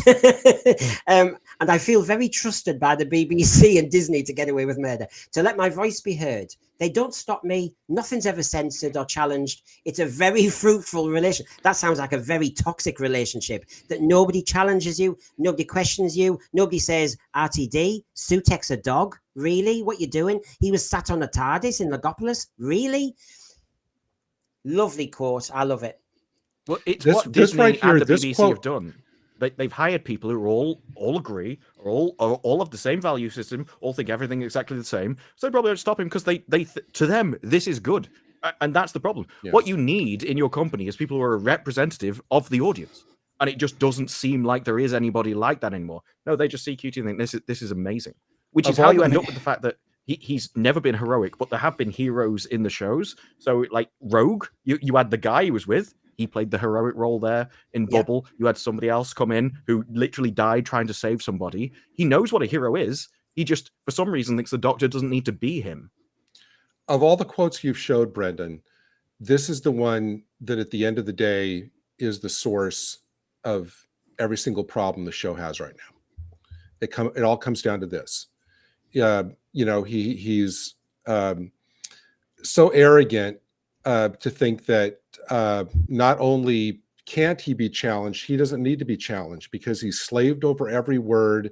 You know, at 2 a.m, he's you know, he makes Shakespeare look like a hack. He's so good, and nobody and he revels in the fact that nobody dare cross him on anything. And I don't care what the show is. I don't care if it's this or Teletubbies. When you have that kind of a situation, that doesn't allow that's you know, you're not going to get a good result when you have this. It's so unhealthy. My other big passion in life, and you might go, why are you bringing up boxing? But let me tell you now, if you have a fighter surrounded by yes men, they have a very short career if they're not challenged, if they're not questioned. And I know, going back to this, he needs to be challenged and he needs to be questioned, because if they're honestly stood there saying to him, you go, Russell, this is great, there's nothing wrong with that. Well, how many times have you gone over the ratings of the show proving that this is just not good enough, and you need to change something, or what we're going to have. How many years are we going to have without Doctor Who if they decide to cancel it this time round? You know, what gets me is when you read the writer's tale, when he wrote those emails to Benjamin Cook, he has the blue draft, the green draft, the yellow draft, and to be honest, when you read that, you think, gosh, you did so many drafts. I was so impressed. It wasn't one or two. He did a lot of drafts, but this era seems to be so different. That's the problem. He's changed his work ethic, it seems to me. There's a process, though, that needs to go on between drafts, because if you just spend all night and like an entire week just thinking about one script and you go over every single line, you get so close to it, you can't see it anymore. It becomes numb to you and you have no idea. So you could redraft it the next day. You won't know. You'll just keep messing with it. Now, if you take time, then fine, you can probably come back to it later with fresh eyes and do it on your own. But he's done all 6 episodes out of 8. He just didn't have the time for that. And there's a reason why authors have editors come in. There's a reason why you get other opinions that are supposed to go, this is wrong, you need to change this, because they will see things you don't. And even if I spend 8 hours making a video, by the end of that video, I don't know whether it's good or not, because I've spent all that time making it. I'm just like numb. I've seen all the things. I don't know whether it's funny or not anymore. And so for an hour-long television show, you definitely need people to correct you and tell you when you're wrong. So there you go. That's promising, because season 2's in the bank and he's already writing season 3, he says. What about this one? Nice fun one again. Let me just bring that on. And by the way, yes, Chris Richardson, maybe I was a bit too fiery back. If you're just asking a fair question, fair dues. On this one, this is Ncuti. I feel like anyone that has a problem with someone who is not a straight white man playing this character, you're not really truly a fan of the show. You've not been watching. So I'm thinking, what have I been watching? And then, of course, Russell Davies is his wingman and says, there weren't exactly the straightest men in the past. And I'm thinking, William Hartnell all the way through to McGann and Eccleston, etc. You're talking about someone who does have a lightness and joy, chimes with queer energy. We're not delivering a neutered Doctor. My God, he's not neutered. No, he wasn't. I think he. No, he's definitely not. He's very randy. People used to describe the Doctor as almost asexual. He's certainly not asexual now. But the thing is, what the Doctor always had this kind of camp persona. I mean, again, you can't have it both ways. You can't come out and say that it's really important that we have a range of people playing something because the aspects of their personality, their culture, and their history mean something, and they bring something to the role, and then go, if we take a character that already exists as something and change it, then it doesn't make any difference at all. You have to pick one of those things. Either it's important or it's not. And he's playing it from both sides in this. That, we can change the Doctor, and if you don't like it, you're not a fan. But at the same time, we're changing it because these things are amazing, and these things bring something that was never there in the first place. It's like the Doctor's relationship and Rose, and even just from the audience perspective, the reason why it works with Rose is because it backs up what the majority of the country would be. And you can come out and Russell T Davies and make niche shows for a niche audience, and that's fine. But if you want it to have wide appeal, you need to choose trends and aspects of humanity which everybody else can identify with. And if you have a niche show, you can make it, but you'll end up with a niche audience. And that feels like where this has gone.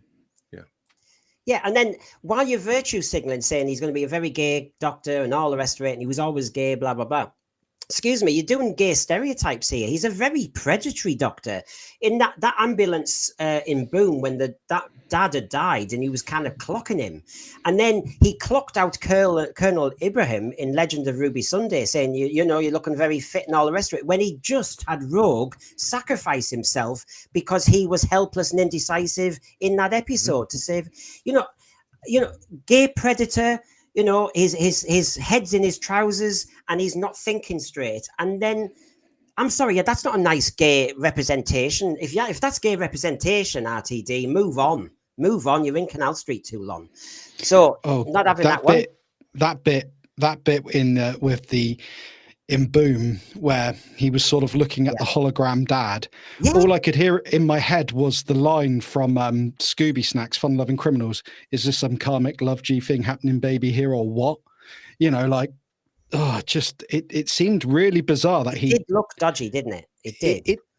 I'm glad I'm not the only person who thought that. I did think that there was like some sort of weird tension between a hologram and the doctor there, of the father of the girl who had just died. The season, Rachel, is supposed to be about foundlings and people who don't have parents. And then this child in Boom had lost her father, and the doctor's clocking the dead hologram of the dad. He can't keep it in his pants, can he? No. He's just so tempted. Yeah, no, I have issues with that. It's just that I prefer asexual Who, not Randy Who. And Just give me Doctor Who. The fact Be that you know, as Disparu said, on the one hand, RTD is loudly proclaiming, "Oh, this is season 1. It's a new Doctor. He's emotional. He's joyous. He's this. He's that." And then on the one hand, and then on the other hand, saying, "Oh, but this is what the show's always been like," comes off as cowardice. Like he's actually afraid to really get out there and say, "Yeah, this is nothing like you've seen before." So he tries to backtrack and say, "Oh, no, this is what it's always been." Yeah. Disparu, do you reckon, I said this in my saloon, I dare say a lot of people are thinking it, and Divine and Dragons echoing it. It is likely that Russell Davies so damaged the Doctor Who brand, Disney will be able to apply greater control for their purposes at a cheaper cost. RTD has weakened the position of the BBC when I dare say the BBC, in bringing him back, thought they were strengthening their negotiating position for season 3. Well, I'd heard that after Jodie Whittaker, the show was essentially cancelled. And it was the Disney deal that brought it back in the first place. And Disney, with these figures, I mean, he when he's talking about the figures, he's talking about the BBC figures. Nobody, even Disney, hasn't come out and got. And we know that, like with the Acolyte, they came out and saw. I think it was the Acolytes came out and talked about how many people saw the premiere. Did none of that with Doctor Who, so they can't have been that happy with it. And yeah, I think they had the chance when Davis came back with Tennant, and I think if those 3 had been good, more people would have hung around. I don't think even most people cared about this season. You already had a new Doctor. You came off like 3 of the. I hated those episodes with Tennant, and that was the chance you had. And so yeah, I don't think it's not so much damaged the brand as he's just repeatedly hammered the last nail into the coffin. It was already gone. He just ensured that it's not coming back. I was honestly so excited when I heard RTD was coming back and Tennant was going to be in it, because I thought, oh, right, Russell's going to save the day. He's going to get rid of this timeless child rubbish. He's going to retcon that somehow in canon, and he's going to steer this on track, and we're going to get some of the Who we loved. And no, how wrong was I? It does make you wonder when you look back. You know, when we were getting a lot of kickback from people saying you're being too critical from Star Beast onwards. And actually, it was a foretelling of what was going to happen, wasn't it? And actually, one of your awards, Gary, pertains to this, even with Davros, that we'll come to. But if I just show this one from Bounding into Comics, Doctor Who showrunner Russell T Davies, unfazed by criticisms, of course. If things are polarizing, I think we're in a healthy position. I mean, yeah, let's polarize fandom. It was polarized before you took over the second time, and you've really, really dug deep now. And it's now a problematic show because its fan base is so polarized. That's not a good position. You've got those who love all the virtues who think we need to clear off. That's a bad position for anybody who's going to bail out this brand after RTD, if that was ever possible. Well, coping is a wonderful thing. I think it just comes from, because he's surrounded by people that all agree with him, he's under the impression that the people that don't like it are a tiny minority of people and they don't matter. And there's a huge audience which are just like him. And because he's in that bubble, he doesn't realize, no, you're the small person. And there's a lot of things. It's just like the same idea of all press is good press. Now, that only counts if there's an audience that gives you bad press, but there's also a larger or equal group of people which disagree with those people. And that's not the same here. He is in the small group in London that just everyone agrees with and doesn't realize the rest of the country, significant parts of it, think the other way. And so that's why he thinks polarizing is good. He assumes he will get the other half of the population. And it's like, no, you might get 10 people, mate.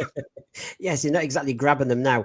Almost there. So Rachel, you're lying. Look at the evidence there. The evidence is there. We auditioned men and women, black and white and non-binary. I mean, excuse me, you'd have to be. But then the bit I really yeah, there's 2 points here, aren't there? When, of course, RTD says you'd have to be a pretty brave executive to say, don't go there to me, but I wouldn't work with them anyway, would I? There's the point about the auditions, and there's the point about nobody challenges RTD. Because unlike when he did Crew as Folk, he's now the insider. He's now got the power base. And I don't think anyone would challenge him, and everybody will big him up. You see him at award ceremonies now. Everybody will big him up now.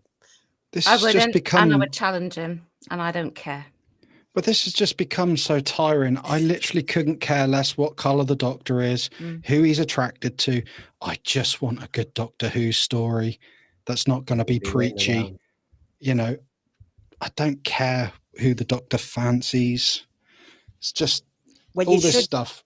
You should be grateful, because this is my final one of this section, because they were stressed out. They wanted Ncuti when they auditioned him, Rachel, when they auditioned him, and they were worried there'd be a feeding frenzy for him, that the people would be queuing at the door, and there were, but they all wanted him to play different versions of Eric from Sex Education. So I think he would have turned them down. He wanted to do something different, and we were different. By God, you were.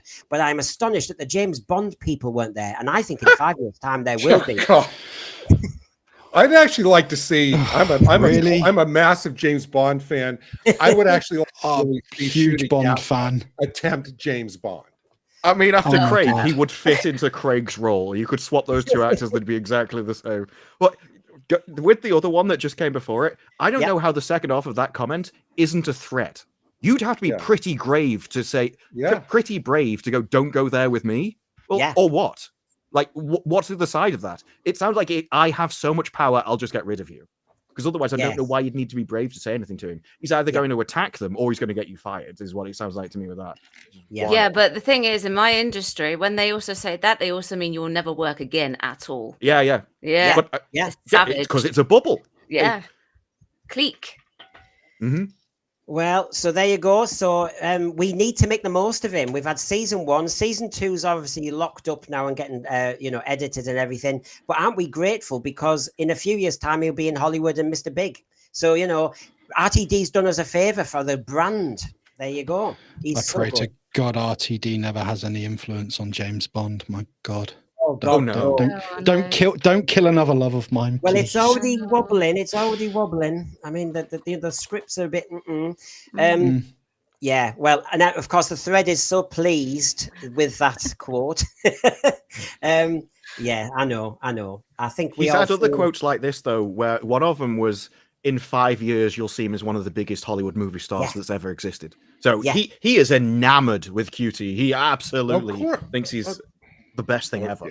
So and why not? Gosh, we don't know. We don't know. So obviously Barbie 3 starring Ncuti Gatwa. What, it's Barbie? You can dance. Oh God. So Matt Smith's Hollywood career went well, didn't it? I mean, it's not been the best transitions. We've been looking at the 15th. He's in House of the Dragon. I mean, it took Matt well, Smith yeah, a no, while in fact, yeah, no, you do correct me there on that one. I was just referring to the terrible Terminator part. There you go. Perfect. My apologies. Yes, No time to cry. You have to laugh. You see, laugh before you cry. There's a whole spectrum of coping mechanisms, and it just seems we get one from him. Not laughing at units about the time window. I didn't like that. Found that awful. Anyway, maybe he could do something like maybe his movie could be like You Only Cry Twice. Something like that, like a Bond. There's no way he could limit himself. It was like 5 or 6 times in the finale. For your tears only. Ncuti would want a quantum of solace and a more of that as well. He wants a lot of hugging. Right, here we go. We're still doing the 15th Doctor. We're just going to change the angle again, spin that wheel. Here we go.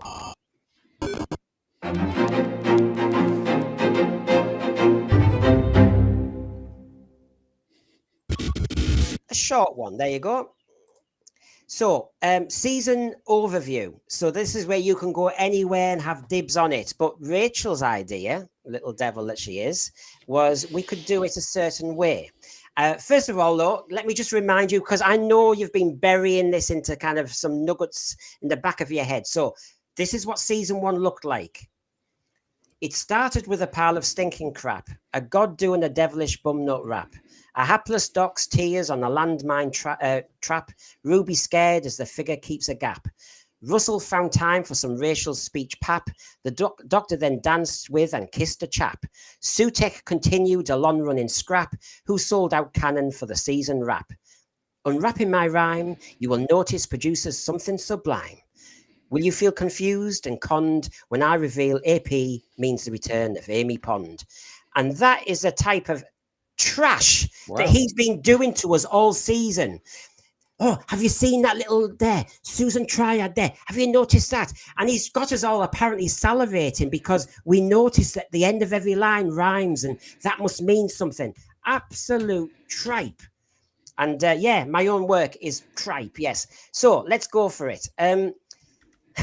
I will remind you that it's not, the jury is not out. People have said the Empire of Death, the Doctor Who gets so stupid it hurts, complete narrative collapse. But we will go there in the style of where Rachel suggested. I'll go big screen first so that Disparu can see what we're doing here.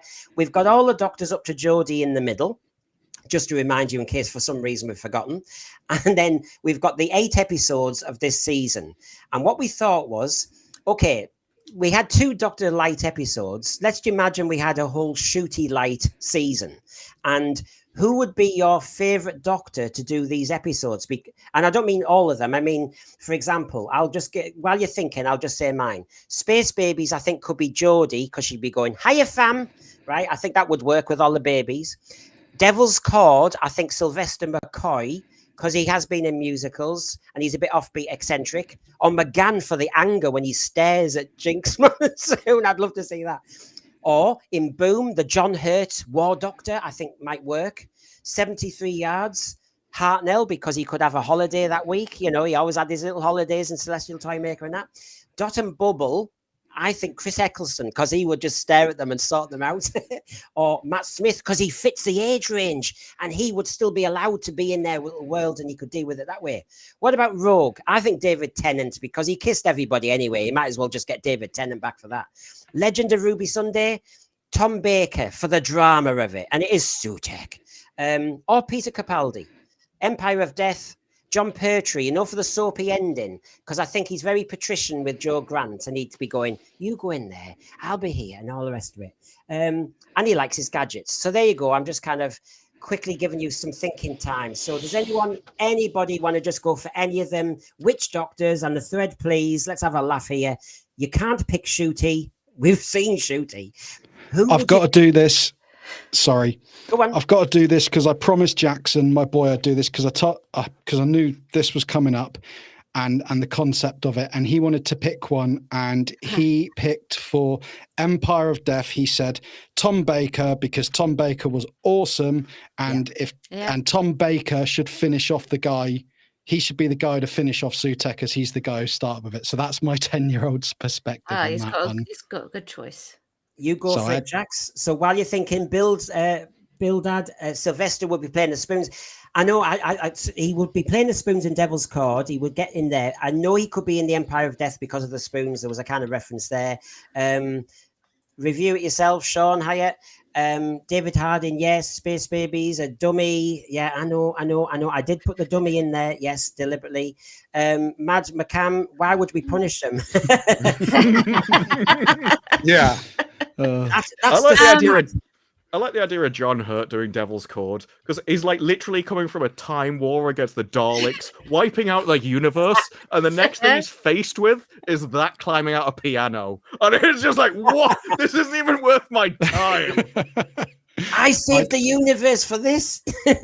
I like the idea of Eccleston in Boom because I think the back and forth between him and Rose when he stood on the mine, I think he gets so annoyed, and I think I could just see it, but the back and forth banter being hilarious, which would give something to the episode.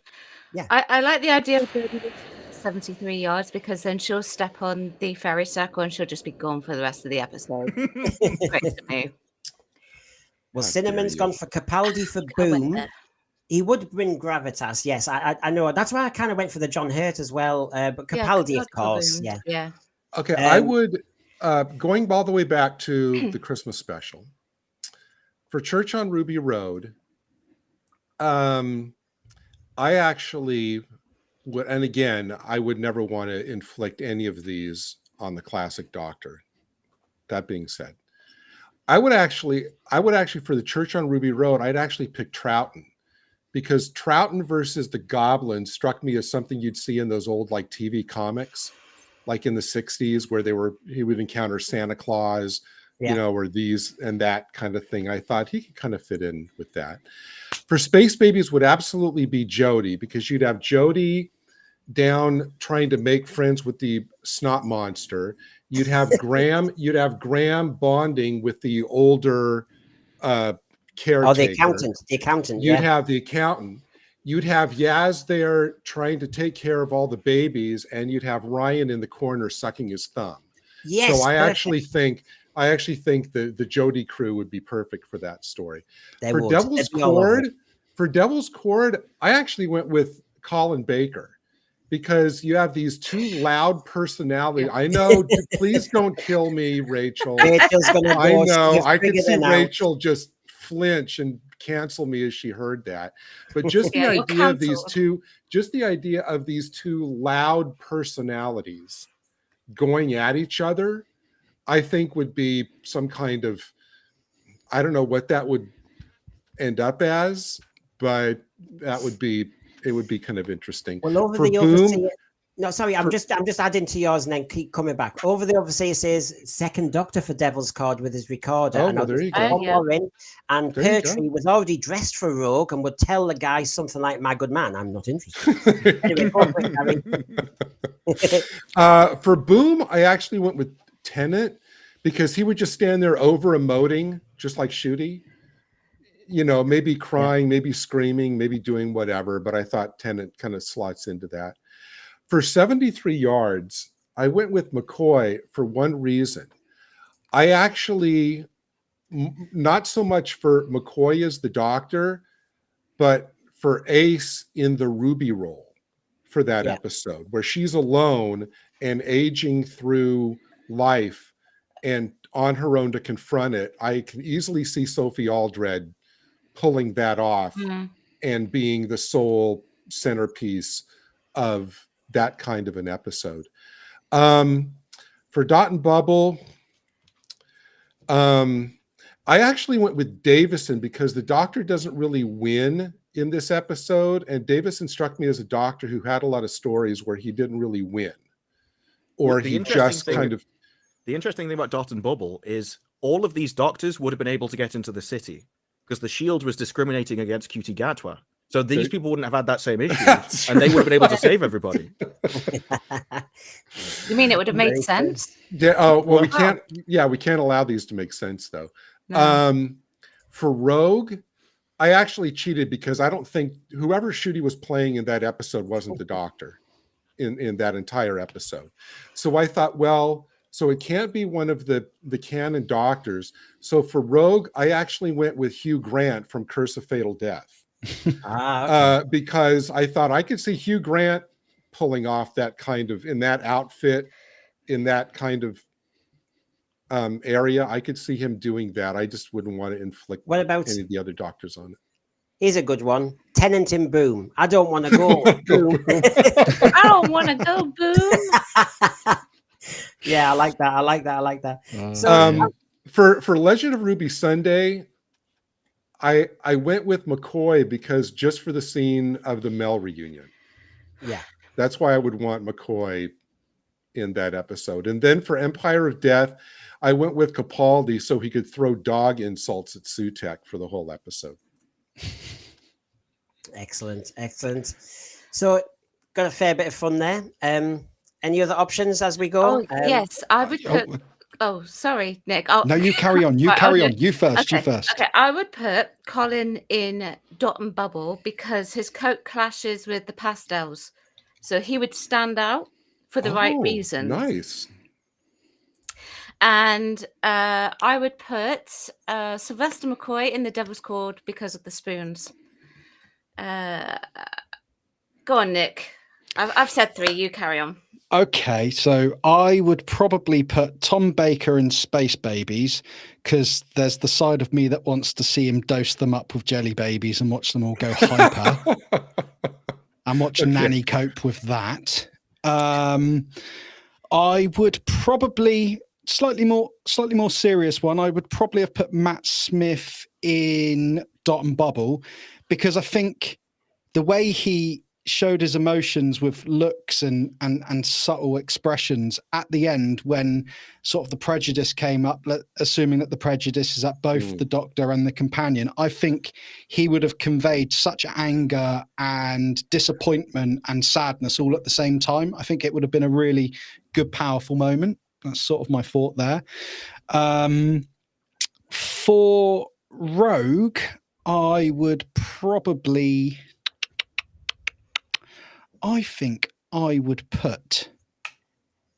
No, I'm not. No, not. Sorry, I'm going to change my mind on that one. Don't worry. I think I'd probably chuck Capaldi in Rogue. I think that'd just be interesting, just to see him getting annoyed with the bird characters and see if he because I just don't think he would have let Ruby go off as he did. So I think it would have changed the story's direction a little bit.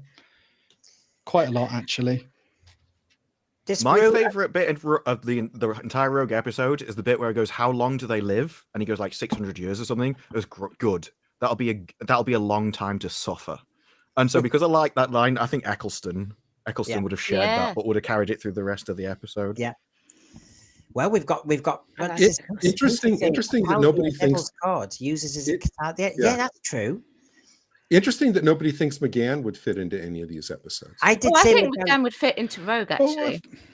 Yeah, he would with a dress outfit. I had McGann down for taking on Devil's Card because he would be so nonplussed with it. I would have liked to have seen that interaction.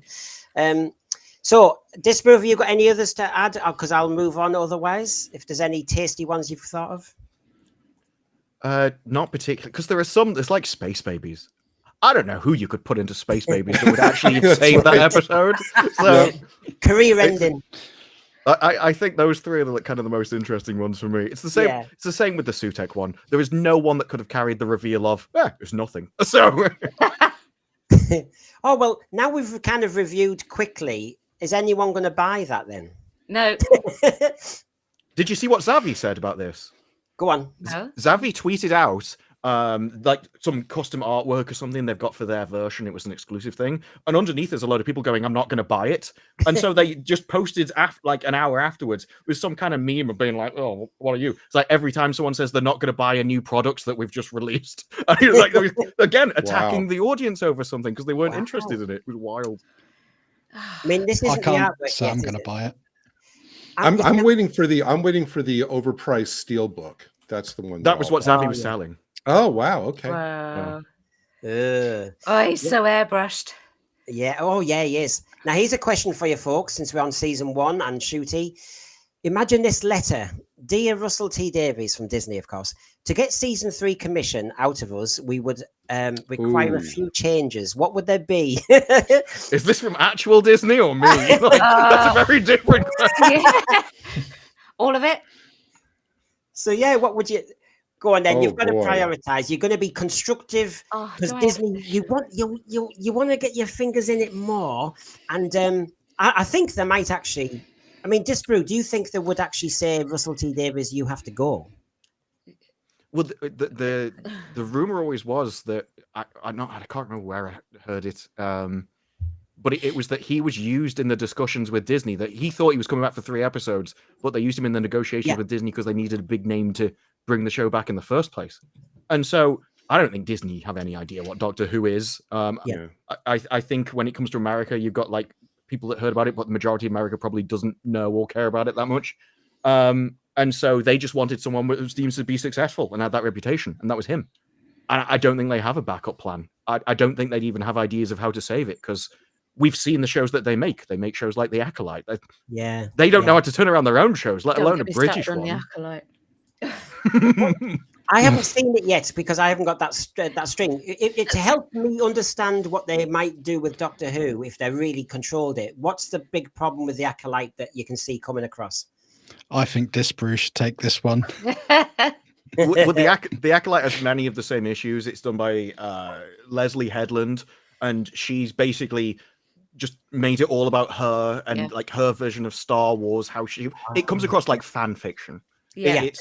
It's not written as Star Wars. It comes from the perspective of what would I do if I made Star Wars, which is the wrong thing when you're taking over. It is. It's Star Wars in name only. So long as you just put like the aliens and the lightsabers in it, you can get away with it. That's what she thinks, in my opinion. Anyway, I don't think it's. I could see Disney Plus saying like one change we want more kid characters. So that kid on the Segway, make him a companion. That's probably one of the things. They did make a point of the TARDIS, the magical mallet, Timmy Mallet TARDIS, having a ramp to allow people in. Yeah. So I haven't seen that used yet. Maybe like in the Twist song, there's just suddenly cuts to two people in wheelchairs off to the side and then goes back to them again. It's like it's so random, but it's literally no, we've put them in now. It's all it is. It's just virtue signaling. Yeah, I mean, and I have to say it's lethal for anybody really, because the whole TARDIS has got all these unlevel ramps everywhere. I mean, I know it's got a railing, but my God, the whole thing, you've got death drops everywhere in that TARDIS. I really do think it should be secure. Well, I mean, if you're talking about kind of dangerous stuff, I mean, look what we've had. We had a wheelchair with rockets. We had baby strollers with flamethrowers, and now we have segways with machine guns. No, I don't know with any of those either. I don't know that Disney thinks they can actually market that as merch. So if it's gentle changes, I would think I'd love it to see if they could nudge Russell T Davies out the way. But knowing what Disparu's just said about, well, they don't understand the brand anyway, and so we need somebody, as Russell T Davies himself said, he's the savior, isn't he? The trouble is, he has actually done what we guessed somebody who doesn't understand Doctor Who would do. And so we're in the same position as far as I can see, because I hear so many people saying this season wasn't Doctor Who. So we're just going to get more of this different type of show. To say what changes would be made, my only change now would be it needs a blooming rest. It just needs to be rested so we forget a bit of it. But that's a dangerous road. RTD should fire himself. Oh, God. Do you think? Self-sacrifice. The doctor didn't do that in Rogue. I know. So maybe RTD needs a it'll be Julie Gardner. It'll be Jane Tranter. Somebody else will take the hit if he follows the same script.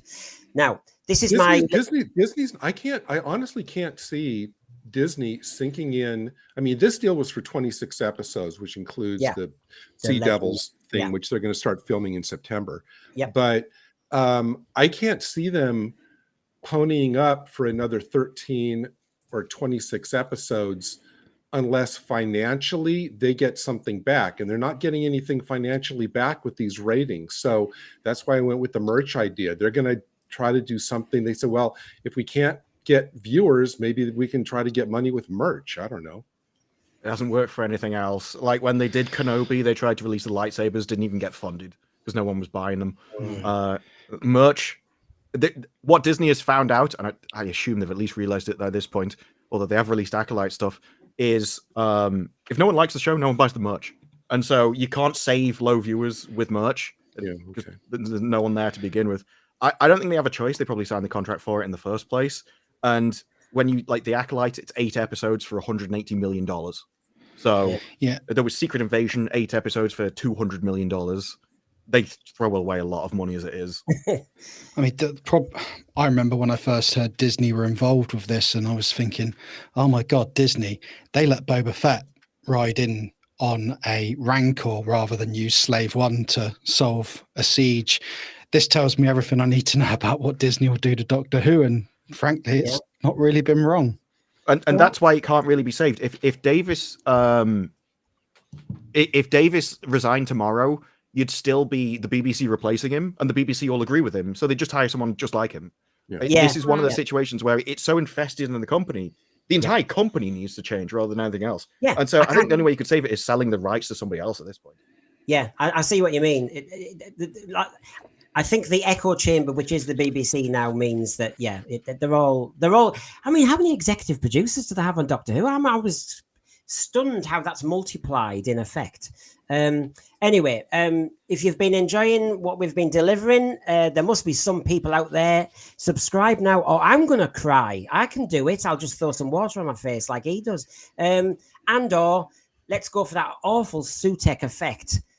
We will rip up the Whoniverse to find another subscriber. Come on, give us a click, give us a like, get moving. So this is going to be the good old technical blooper that is needed because my video seems to have decided it's not exactly where it should be. So we might get a bit of an interesting one just as I introduce the next item. So let me get into place. Let's have a laugh and go, oh, he's in the mock-up.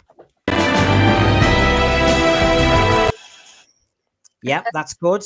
That's telling me we're a bit soon because, that's our award ceremony. So I'll move back with it. Here we go. Before then, folks, you know me if you've watched this show long enough. Yeah. At this rate, I'm going to do the awards first. Why can't the music on the actual Oscars be that short? I know. That'd be great. Yeah, get off. Yeah, get off. Yeah. Otherwise, I'm going to give up. And the Who will do that. Right, here we go. Was it worth it? Was it worth it?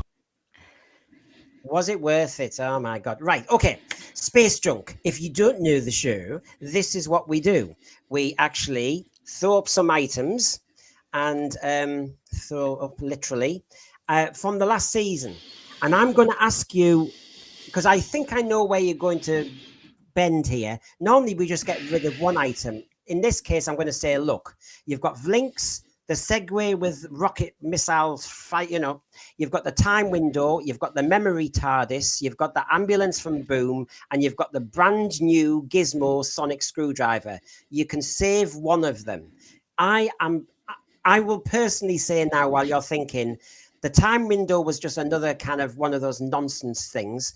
I felt as though it was like, take on me, aha. The memory TARDIS, I cannot stand. That is so twee. The Segway, yeah, I know. And we've got rocket launchers in that other chair as well of the scientific advisor. I can't stand the sonic screwdriver. That ambulance to me was very like some other robots like the K2 and everything. I'll save Vlinks. So does anybody want to come in on what they would save and what they'd get rid of? I'm keeping the kid on the Segway because I couldn't stand that bloke. For the entire first episode, couldn't stand him. And then when he started shooting and he's just like, I wet myself laughing. So I will take the rest of it just for the sheer comedy value of that scene alone. And in my brain, all I imagined him was him just firing and every action equaled opposite reaction. It just gets fired back through the entire room. That's what I wanted to see. That comment just stole my get rid of there, the Sky remote. He is a 13-year-old that looks like he's about 56. I don't know how they've managed it. I'd have to keep him though, because I think he was put in solely for the kids, and my lad thinks he's one of the best characters they've ever put in Doctor Who. So I'll have to save him just for Jax. So save the Segway. I'm saving the Vlinks because I think you can use it. Try and use it. There's a poor actor sat in there for 12 hours doing not very much. What do you reckon, Rachel? Oh my God. I would go with Vlinks as well. Which one do you loathe out of the others the most? The one that I don't know. Probably the sonic screwdriver. I mean, that's not even a sonic screwdriver, is it? It's a shoe, mouse mat, whatever it is. Yeah. It is just like it's like an off-brand replacement Sky remote that you buy from Curry's when you've lost yours, or off of eBay. Gary, nobody's really fired up about the memory TARDIS. I thought that was the naffest thing I've ever heard. The memory TARDIS. So do I have to pick one of these things to keep, or which would I junk? Well, no, save one. You can junk the rest. Normally, save one, I can junk the rest. Yeah, it's just the season's been so bad. I think. Wait, what's the one with Ruby? Is that the memory TARDIS? Is that what that is? That's the mirror, the time mirror. Yeah, the time window. Yeah. Okay. Yeah. Well, go on. I You guess, just keep looking. You just man, keep this looking, is so Gary. hard. I guess what I would keep would be the time window, because it's basically a holodeck, and I like the holodeck on TNG, and that's Oh, why the did you? time window is. Can I pick what I junk? Yeah. Well, if you're keeping that, you junk the rest. Well, I would junk Unit as a whole. I mean, RTD's Yes. RTD's this version of Unit, because you know, from that picture at the end of the episode where all of them are standing there, like watching the morning sunrise, you know, and it showed all of them standing on the platform. I thought, okay, so Unit is now composed. We have an ineffective leader who's basically a legacy hire. We got her soldier boy toy, because they're holding hands at the end. We got a guy in a dress who plays Candy Crush on the iPad during a crisis. Yeah, yeah. We've got a 13-year-old with an armored Segway. We've got Chameleon's annoying little brother. We have an ex-mind-controlled tea lady now, because assuming that Susan Twist is joining. And we have Mel. And of that whole crowd, the only saving grace is Mel. So I would keep Mel and junk all the rest of Unit. I can see. Go on. Just think about Vlinx, right? Because Vlinx is essentially an oppressed robot that they've locked in an office space, so he has to work all the time. And they had an option of what they could actually give him as technology, and they decided to give him weaponized laser eyes rather than legs. Because if he had legs, he might leave. I know. He's a horrific story. It's like he's like, I mean, he has all his like the spaghetti guts spilling out of him there. It's like, wow. Yeah. And he's not allowed to work from home on Mondays and Fridays. He has to come to the office. The other thing is the shoplifting silly throwaway line for Rose. So your point up, Gary, which is the Unit. If it's going down to the level of sorting shoplifting out, we've got a problem with what Unit is responsible for. You know, they're twiddling their thumbs most of the time. And when you saw that shot at the end, you know, the classic shot when they went onto the helipad bit, and you saw, what was that? Is that all the staff? You know, you had Susan Twist and et cetera, and then the Colonel Ibrahim holding hands with Kate. It's almost like they gave Unit all the power of a police community support officer. That's what this Unit is like. He might have a youth club. He'll have a youth. You remember that old? You remember Police Squad with Leslie Nielsen? Yeah. I would trust that crew over this crew. Well, when they're firing off the death dust, I can't be the only one who think, why don't you just leave the room? Like, apparently the shields and stuff. The rest of the unit wasn't there. They've got a bunker. They could be safe. They just all stood there. It's like, go to a fire exit or something. We know you've got an exit at the back, but no. I mean, to be fair, had Melov not grabbed Shooty, he'd have stood there and got taken out by the dust as well. So that was insane. But didn't you say, Gary, in one of our streams recently, the dread you've got with Unit is it's got about 140 floors. If the time window's on one floor, what's on all the others for good old RTD to make up? Well, we know that Tony Stark's lab is there somewhere. There has to be a dance studio as well, the way Doctor Who's going. Well, here's a new one. Save Ruby Sunday's tank top. There you go. There's that wasn't on my list there. I'd give thumbs up to that. Save her skincare regime. Do we know why she was dressed in the military outfit anyway? Oh, is it doing that alien Sigourney Weaver stuff? Is it doing Lara Croft? Is it doing all that stuff? You know what I mean? It's like, why is it always like that? Actually, also, I would think the one reason that I would keep the memory TARDIS is because here's why. Because I figure in there's got to be recorded all of the missing episodes. So, have them pull out that little TV they were watching. Instead of watching Pyramids of Mars, which I already have on DVD, show me a missing episode.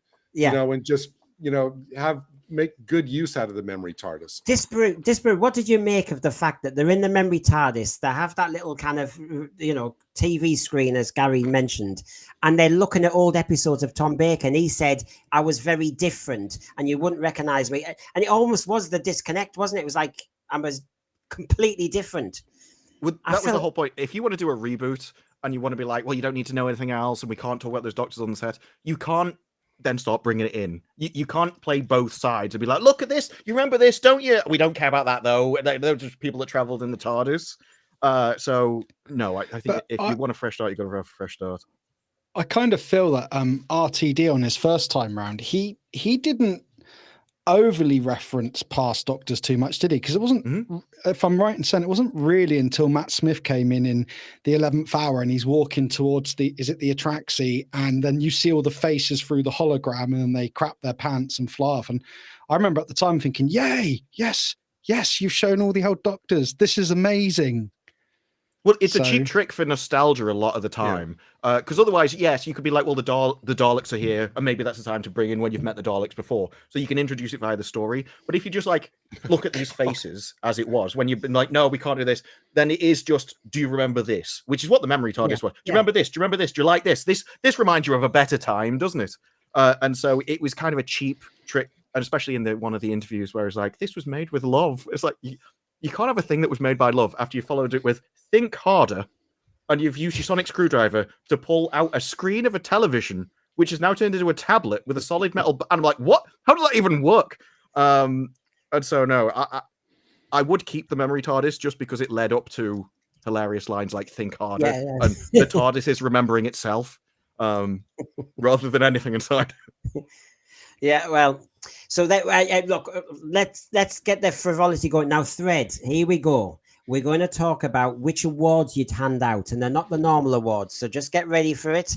And you know, my clunky video machine might end up going somewhere else. It'll go through the window at this rate. Here we go. You've heard the music 3 times. Here we go.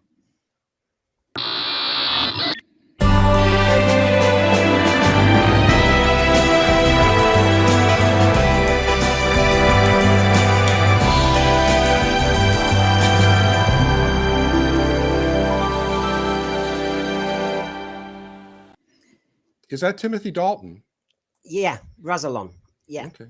So, oh yeah, you know, get all angles. Right. Okay, then here we go. We had some nominations, and join in if you want with any of them in the thread or on the panel. But here's one of our nominations here. Now, who would you give the award to for the slowest working gizmo in the whole season? There were a few gadgets there.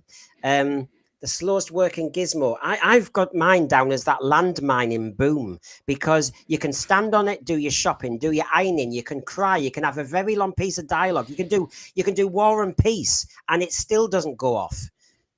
I tell you what, if they're supposed to be lethal, so I've got the slowest working gizmo is the landmine in Boom. Anyone got any other thoughts? I mean, Vlinks doesn't move. You've mentioned that. Oh no, I would have said the landmine in Boom as well. Should have gone off quicker. Got rid of them a bit quicker. I don't want to go. Okay, then. Well, if that's not triggered yet, let's go on. I don't know about the slowest working one, but you did have in Rogue, though, where you, for some reason, you had to make a triangle around the people, and then they just magically teleported into the correct spots, and it was never explained how they even got there. Yeah. That's the weirdest part of that gizmo for me. That's true. I'd forgotten that, Disparu. Oh, yeah. Any other nominations before I go on to the next award? I think you got me at landmine.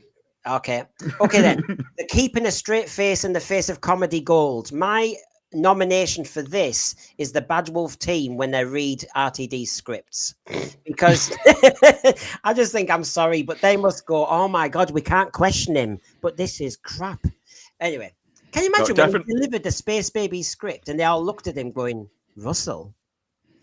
Anyway. Definitely Ruby when he said think harder. And she didn't go, what?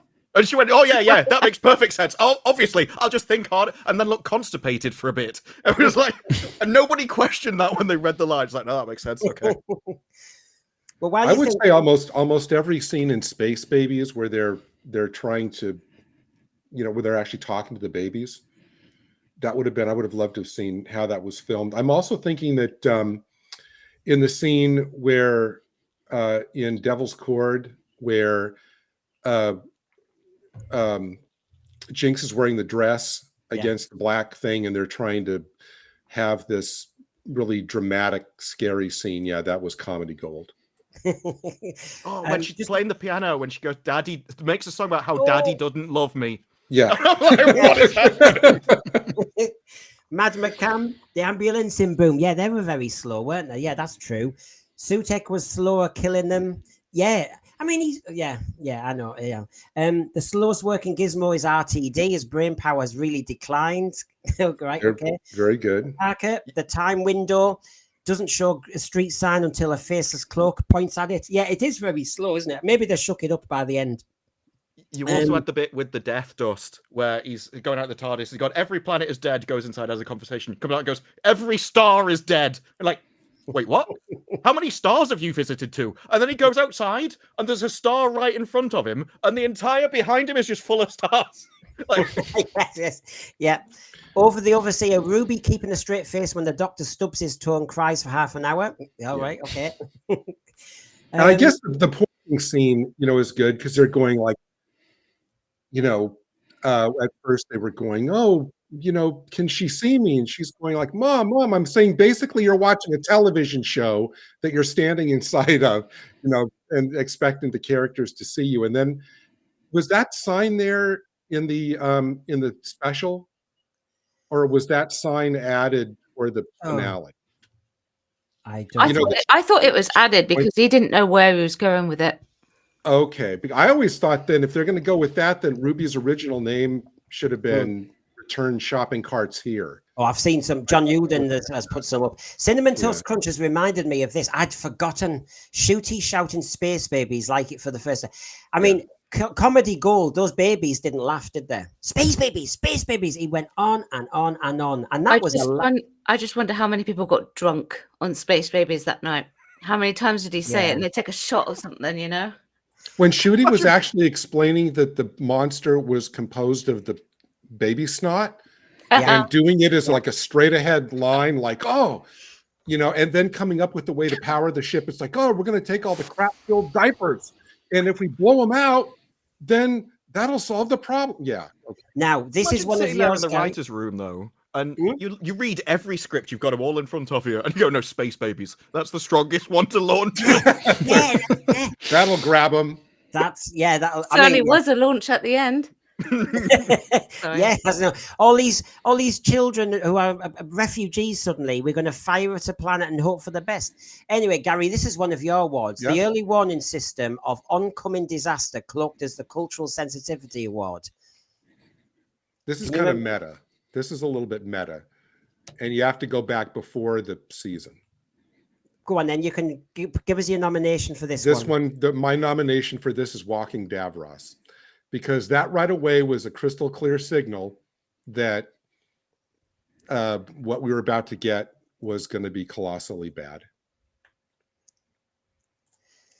I mean, I can't think of anything beating that, I have to say. The early warning system of oncoming disaster cloaked as cultural sensitivity. I mean, Sutekh, of course, we had the cultural appropriation dialogue nonsense. But because Brendan, this is Brendan. Don't forget, this is 2024. This is our lens now. Yeah. This is the decision I've made, and we're sticking to it. So there you go. Let's try another award then. The Charlton Heston Get Your Stinking Paws Off Me Award. And Gary, can you remember? Well, I want to see if anybody else has any ideas before I give mine. The first thing that springs to mind with me is where Ruby goes, I love you, and he just turns his back on her. It's like, no. Very good. Bye. Very good. And then she walks out, she kind of storms out and slams the door on her way out as well. Nick or Rachel, do you have any nominations for this? Did you see the look of that lad in 73 Yards in the pub when he turned around and was looking at Ruby and all the rest of it? I mean, he was kind of saying, get your stinking paws off me. Yeah. Well, I was going to say maybe the moment when the guy says to Ruby, you've been distant even in bed, and Ruby turns around and says to him, no, that's definitely you. I thought, that was cool. That is, you cold-hearted cow, you. Just put the man down more. That's actually a really good nominee, Nick. I never even thought of that. Mine for this, again, kind of meta. The Get Your Stinking Paws Off Me award goes to RTD with love from the entire classic series. Very good. Get your stinking paws off me. And as a supplementary, the Charlton Heston "Get Your Stinking Paws Off Me" award is metaphorical too, which is the sonic screwdrivers to the Doctor. Get off me, not knowing exactly where it's going to be put. What about this one? But just pigeon- quickly, it's weird that you bring up that in the Welsh pub, because every single thing they said in that pub was correct, and it was never explained. It was just a load of people were having a joke with you, and they got every single thing right, and that was the lore dump. When you now we know the entire series, there are so many things that you kind of thought, well, presumably they'll explain that later, and just never did. Yeah, very true. I don't know what you thought, but that 72 yards we enjoyed up to the point when we moved location, changed the whole thing into a weak years and years political satire, which has been done before with Emma Thompson in years and years. Honestly, why did he do that? That killed it. Yeah, I enjoyed it up to essentially units, where I was like, this is repetitive now. You've done the same thing. So when she did it to her mum and then she got unit involved, I'm not sure which one came first, but by the time she got her mum involved, I think I was a bit bored of just the same thing over and again. It's definitely a squandered episode, that one. Could have been good. Yeah, good atmosphere. Started good. Yeah, it had the feels, and you think to yourself, I was actually quite clicked into that one, and then it's like, what? You've wasted it. You've bloody wasted it. Well, Peter Harrington, it was a sign of the series, wasn't it? Because that's what the finale was. To be fair, we're not going to explain anything. It gave us the best hint ever, didn't it, of how we're going to finish everything going forward. Well, Hartnell's ghost, you can say that, because honestly, we get told one thing, and then there's some things allowed. My argument about cultural appropriation was, in Bridgerton, the aliens were allowed to do cosplay. You see, cosplay is when the goodies do it. When baddies do it, it's cultural appropriation. It's the same blooming thing, but it depends who you are, who says it. There's an interview with the wardrobe person who explains the kilt, and she said, we all wanted him to wear a skirt, but we thought that's a bit of a jump for the British public, so we started with a kilt as like a gateway into that. Oh, it's a gateway. It's like a... So not actually going into the fact that he grew up in Scotland. They're just going to... No, they wanted to like break social trends. I think I don't know whether it was a variety interview or something, but it was with the costume designer herself. And she said that Russell and Ncuti all wanted him to wear a skirt. And so it's like, how can we convince the public that this is okay? Okay. Got you. Well, Ncuti is a next generation leader after all. Yeah. Well, Gary, this 5 was years' time. Gary, this was the Pigeon Poop Script Awards, and you gave that 2. Well, I want to see what other people think would be the Pigeon Poop Award for. I would give it to Empire of Death. Mm-hmm. Yes, because it pooped all over Sutekh and just like destroyed his actual like premise, made him into a titan. You can't even like kill a god, can you? So they just pooped all over that. And there was another reason for it, and I can't think what that was. So come back to me. Well, while you're thinking, I have to say I could totally agree with you, but I obviously want to just be different for the sake of the argument. I'm going to say Devil's Cord, because that triggered me every few seconds regarding breaking the fourth wall. Just so many things. I mean, remember, it was in his script to say, play the Doctor Who chords at the beginning, do this, have the TARDIS burp out another musical beat at the end, dance on the zebra crossing. It just went on and on and on. Go on, Rachel. I've got it. It's they gave Rose absolutely nothing to do. She was just deadbeat. They gave her an iPad. Yeah, they gave her an iPad. Good luck. Yeah. If as the finale's been taken, which I would choose just because they didn't answer anything, my other one would be Bubble, just because I think it was the most hateful episode, and the more you watch it and understand it and look at it from their point of view, what they intended, it was literally just a pure attack on the audience and the British people. It was going, this is what we think of you. Yeah, it was done with love. Yeah. Remember when Mark Gatiss said that Adventure in Time and Space was a love, it was a kind of love letter to Doctor Who and the fans, and now it seems to be there's no love at all. There was no third act in 73 Yards is Over the Overseer. I'm sorry. Next one. Wait, we haven't got Nick or mine for that. What would be your pitch? Rachel took mine. We had parallel thinking. Sorry. No, you're fine. I was going to go with Rose as well, so it's all good. Okay. My Pigeon Poop Award would go to Rogue, because nowhere. I think that established a line that can't be uncrossed. It made the Doctor into a gay sex hound for 50 minutes, and I don't think there's any coming back from that. Yeah. No, I look, I agree with a lot of them. It's been a bad season. It's been a bad season. You could pick so many of these. The next one, the Dukes of Hazzard Award for most irresponsible use of a motorized vehicle. Now, with the Gary's nominations, have a guess who you're going to pick for this one. This might be unanimous, actually. I know mine. Go for it, Nick. Go for it. It's the segue, isn't it? And you know, I wasn't going to say this, but I must admit, my missus, my wife, and my boy said to me I was cruel because I sort of was like, when he come out on it, when the front of unit opened, you know, the Stark Tower rip off, I was like, oh, I wonder if he's going to lean too far and shoot off the edge. And I think you've. Mind you, Nick, funny enough, I was looking, you know, all the memes on Sutekh on the TARDIS. Well, one I was thinking of is actually when you see the TARDIS land like a shuttlecraft, I think Sutekh's head would have been taken off. It's actually quite low headroom.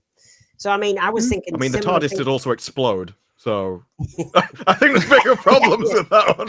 It's all health and safety issues. Anyone else want to join in? I think Segway is going to get a lot of echoing. What do you say in the thread, everyone? For me, it's just after like the sand of death or whatever it is has just been spread out everywhere. The world is ending. Well, the universe is ending. Every sun, every planet, memory, facts are dying. And they go to a scooter and she hands him a little polystyrene helmet. I said, you put this on. I was like, I know you're a Time Lord. You can literally survive death, but you need to put this hat on before I'm driving this car. That's very true. That's very true, yeah.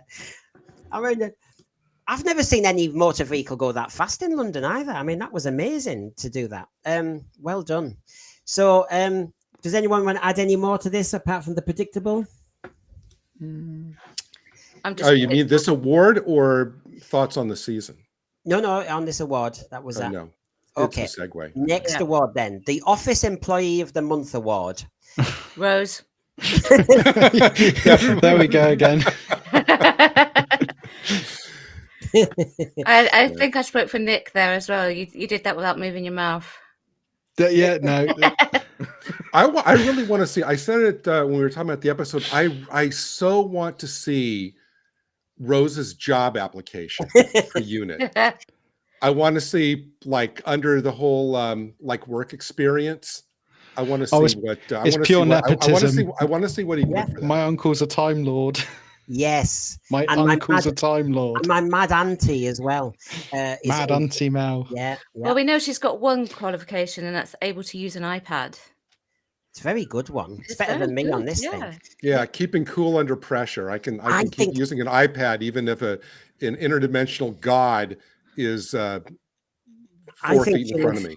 I think she'll have embellished the CV, surprise, surprise, and said when she went on an adventure with the David Tennant Doctor, because he did say that, didn't he, at the end of the giggle, that that adventure she learned and she grew. Yeah, I think that's possible. Okay, the best Doctor Who musical moment. There's been so many.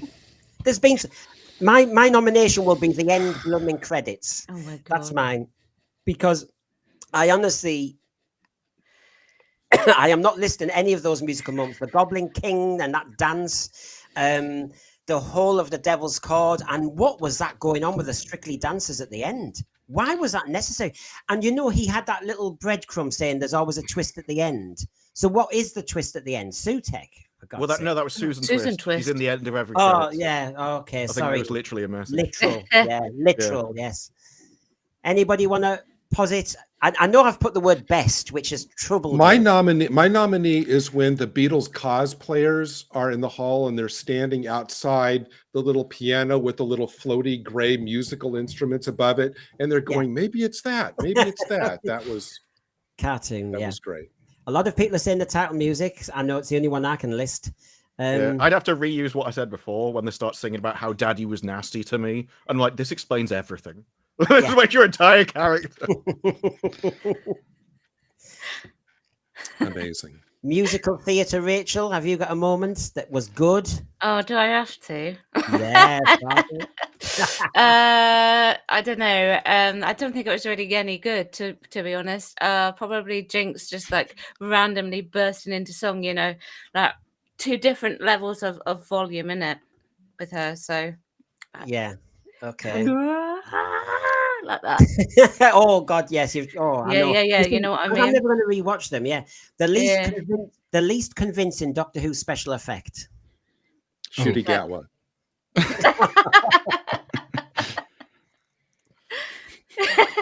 A lot of people were this whole season. If you think of the specials, while you're thinking, Blue Yonder was slagged off originally, wasn't it? Everyone going about the green screen, but we've had Sutekh, we've had that boom backdrop that some people said was good, some people said was bad. That you've just mentioned the Devil's Chord musical notes. I'm just trying to think. The Bogeyman in the Space Babies. You've got, anyone got any thoughts? Because I'm just trying to kind of. I don't. It's not a special effect, but the least convincing moment of the series for me is in Devil's Chord, where they're just talking in like a cafeteria somewhere, and she goes, "Yeah, the universe can make music." She says, "Yeah, all Olean tones or something." I'm like, "What? I have never heard that terminology in my life. That definitely means something later on." And it just stands out so much. I don't know whether it was, we'll just subtly slip this in so we can use it later. It's like, no. Well, that's a good, that Terrified Monk one. That's a good, I've forgotten about that stupid sonic shield that oh God, yes, in the Star Beast. Bill Dad, Sutekh. Peter Harrington says that the worst special effect was Ncuti's crying. We also have the little Stretch Armstrong aliens in Wild Blue Yonder. Yeah, I guess that's going too far. The space baby mouths. Forgot about that. That's creepy. That was creepy. Look who's talking. Oh, what about this one then? The creepiest Doctor Who moment award. This is supposed to be a behind the sofa series. I've got mine. Yep, go for it, Nick. It might not be the one. It's just that moment when Ncuti looks down and winks at the camera. Well. What's it the youngsters say on TikTok now? The ick. That one gives me the ick. Horrible moment. Fourth roll it should be rarely done. It really should. Anybody else? Any thoughts?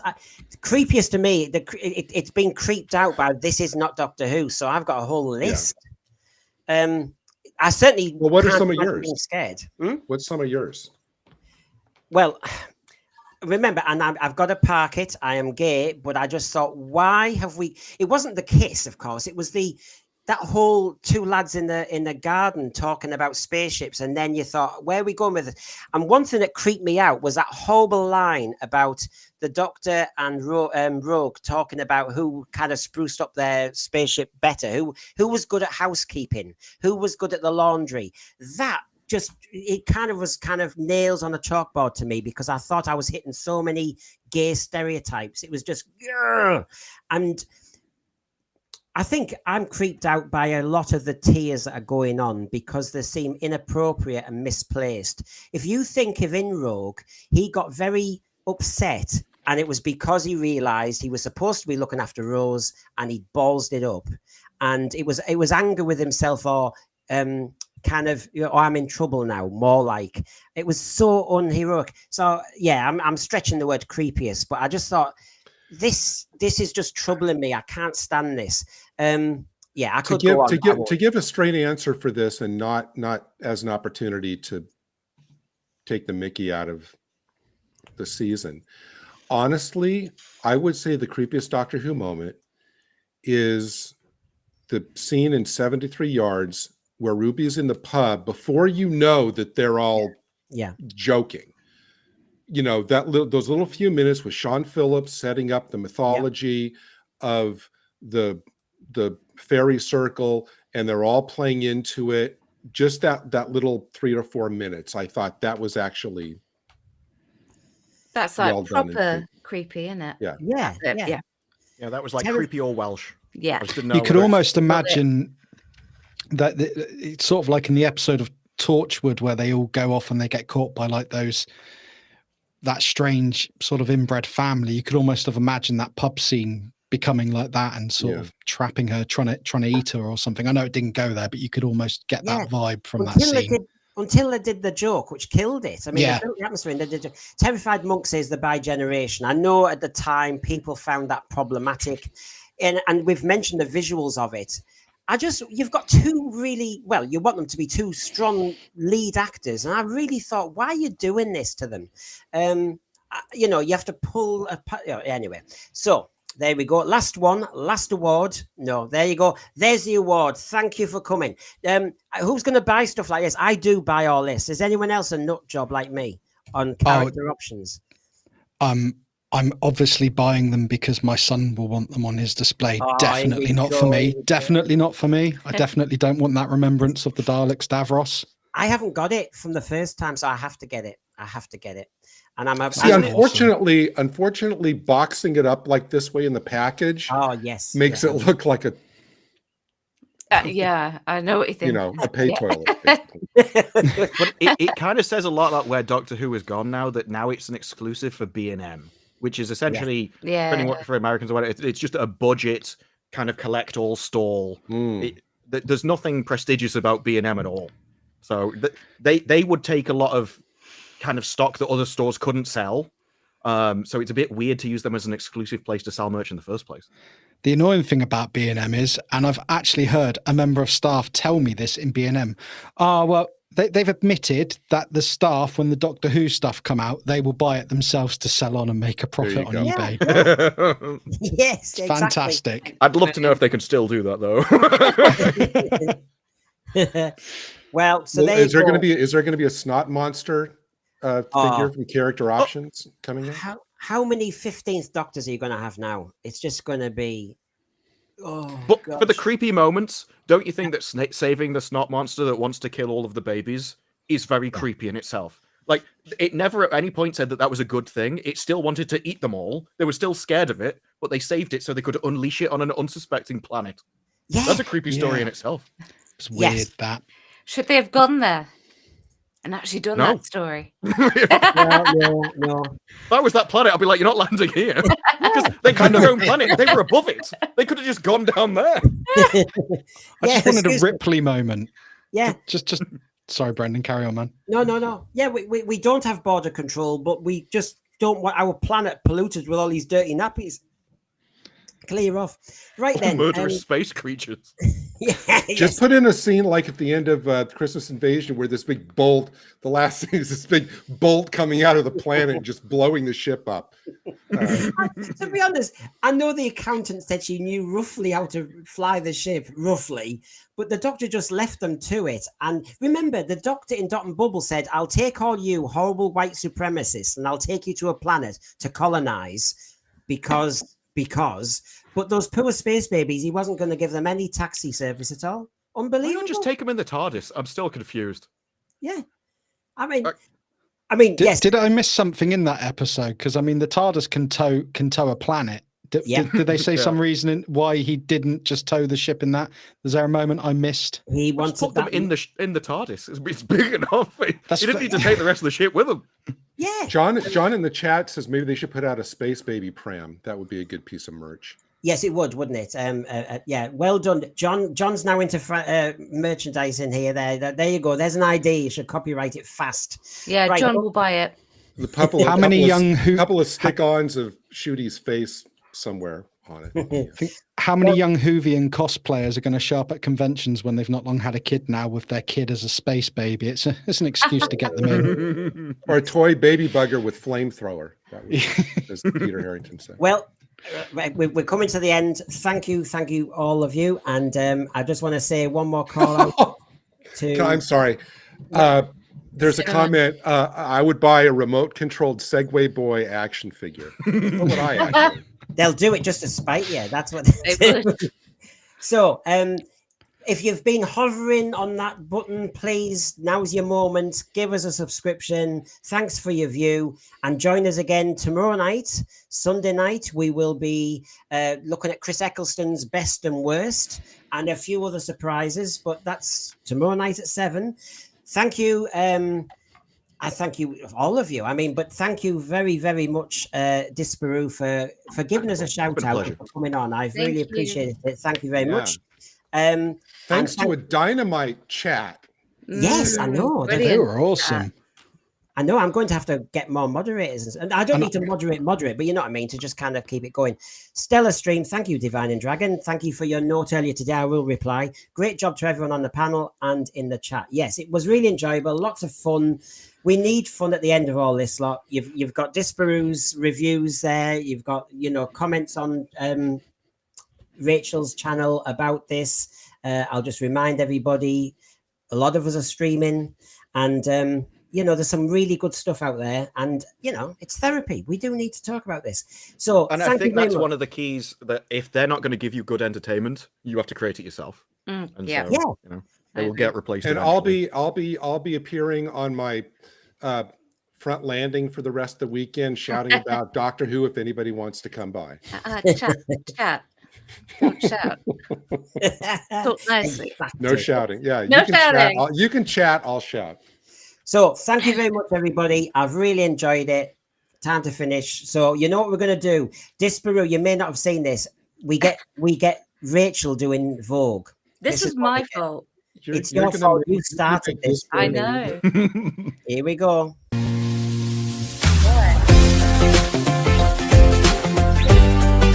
You join it. I'll get you first. And That's you done. Nick next. Really cool screen.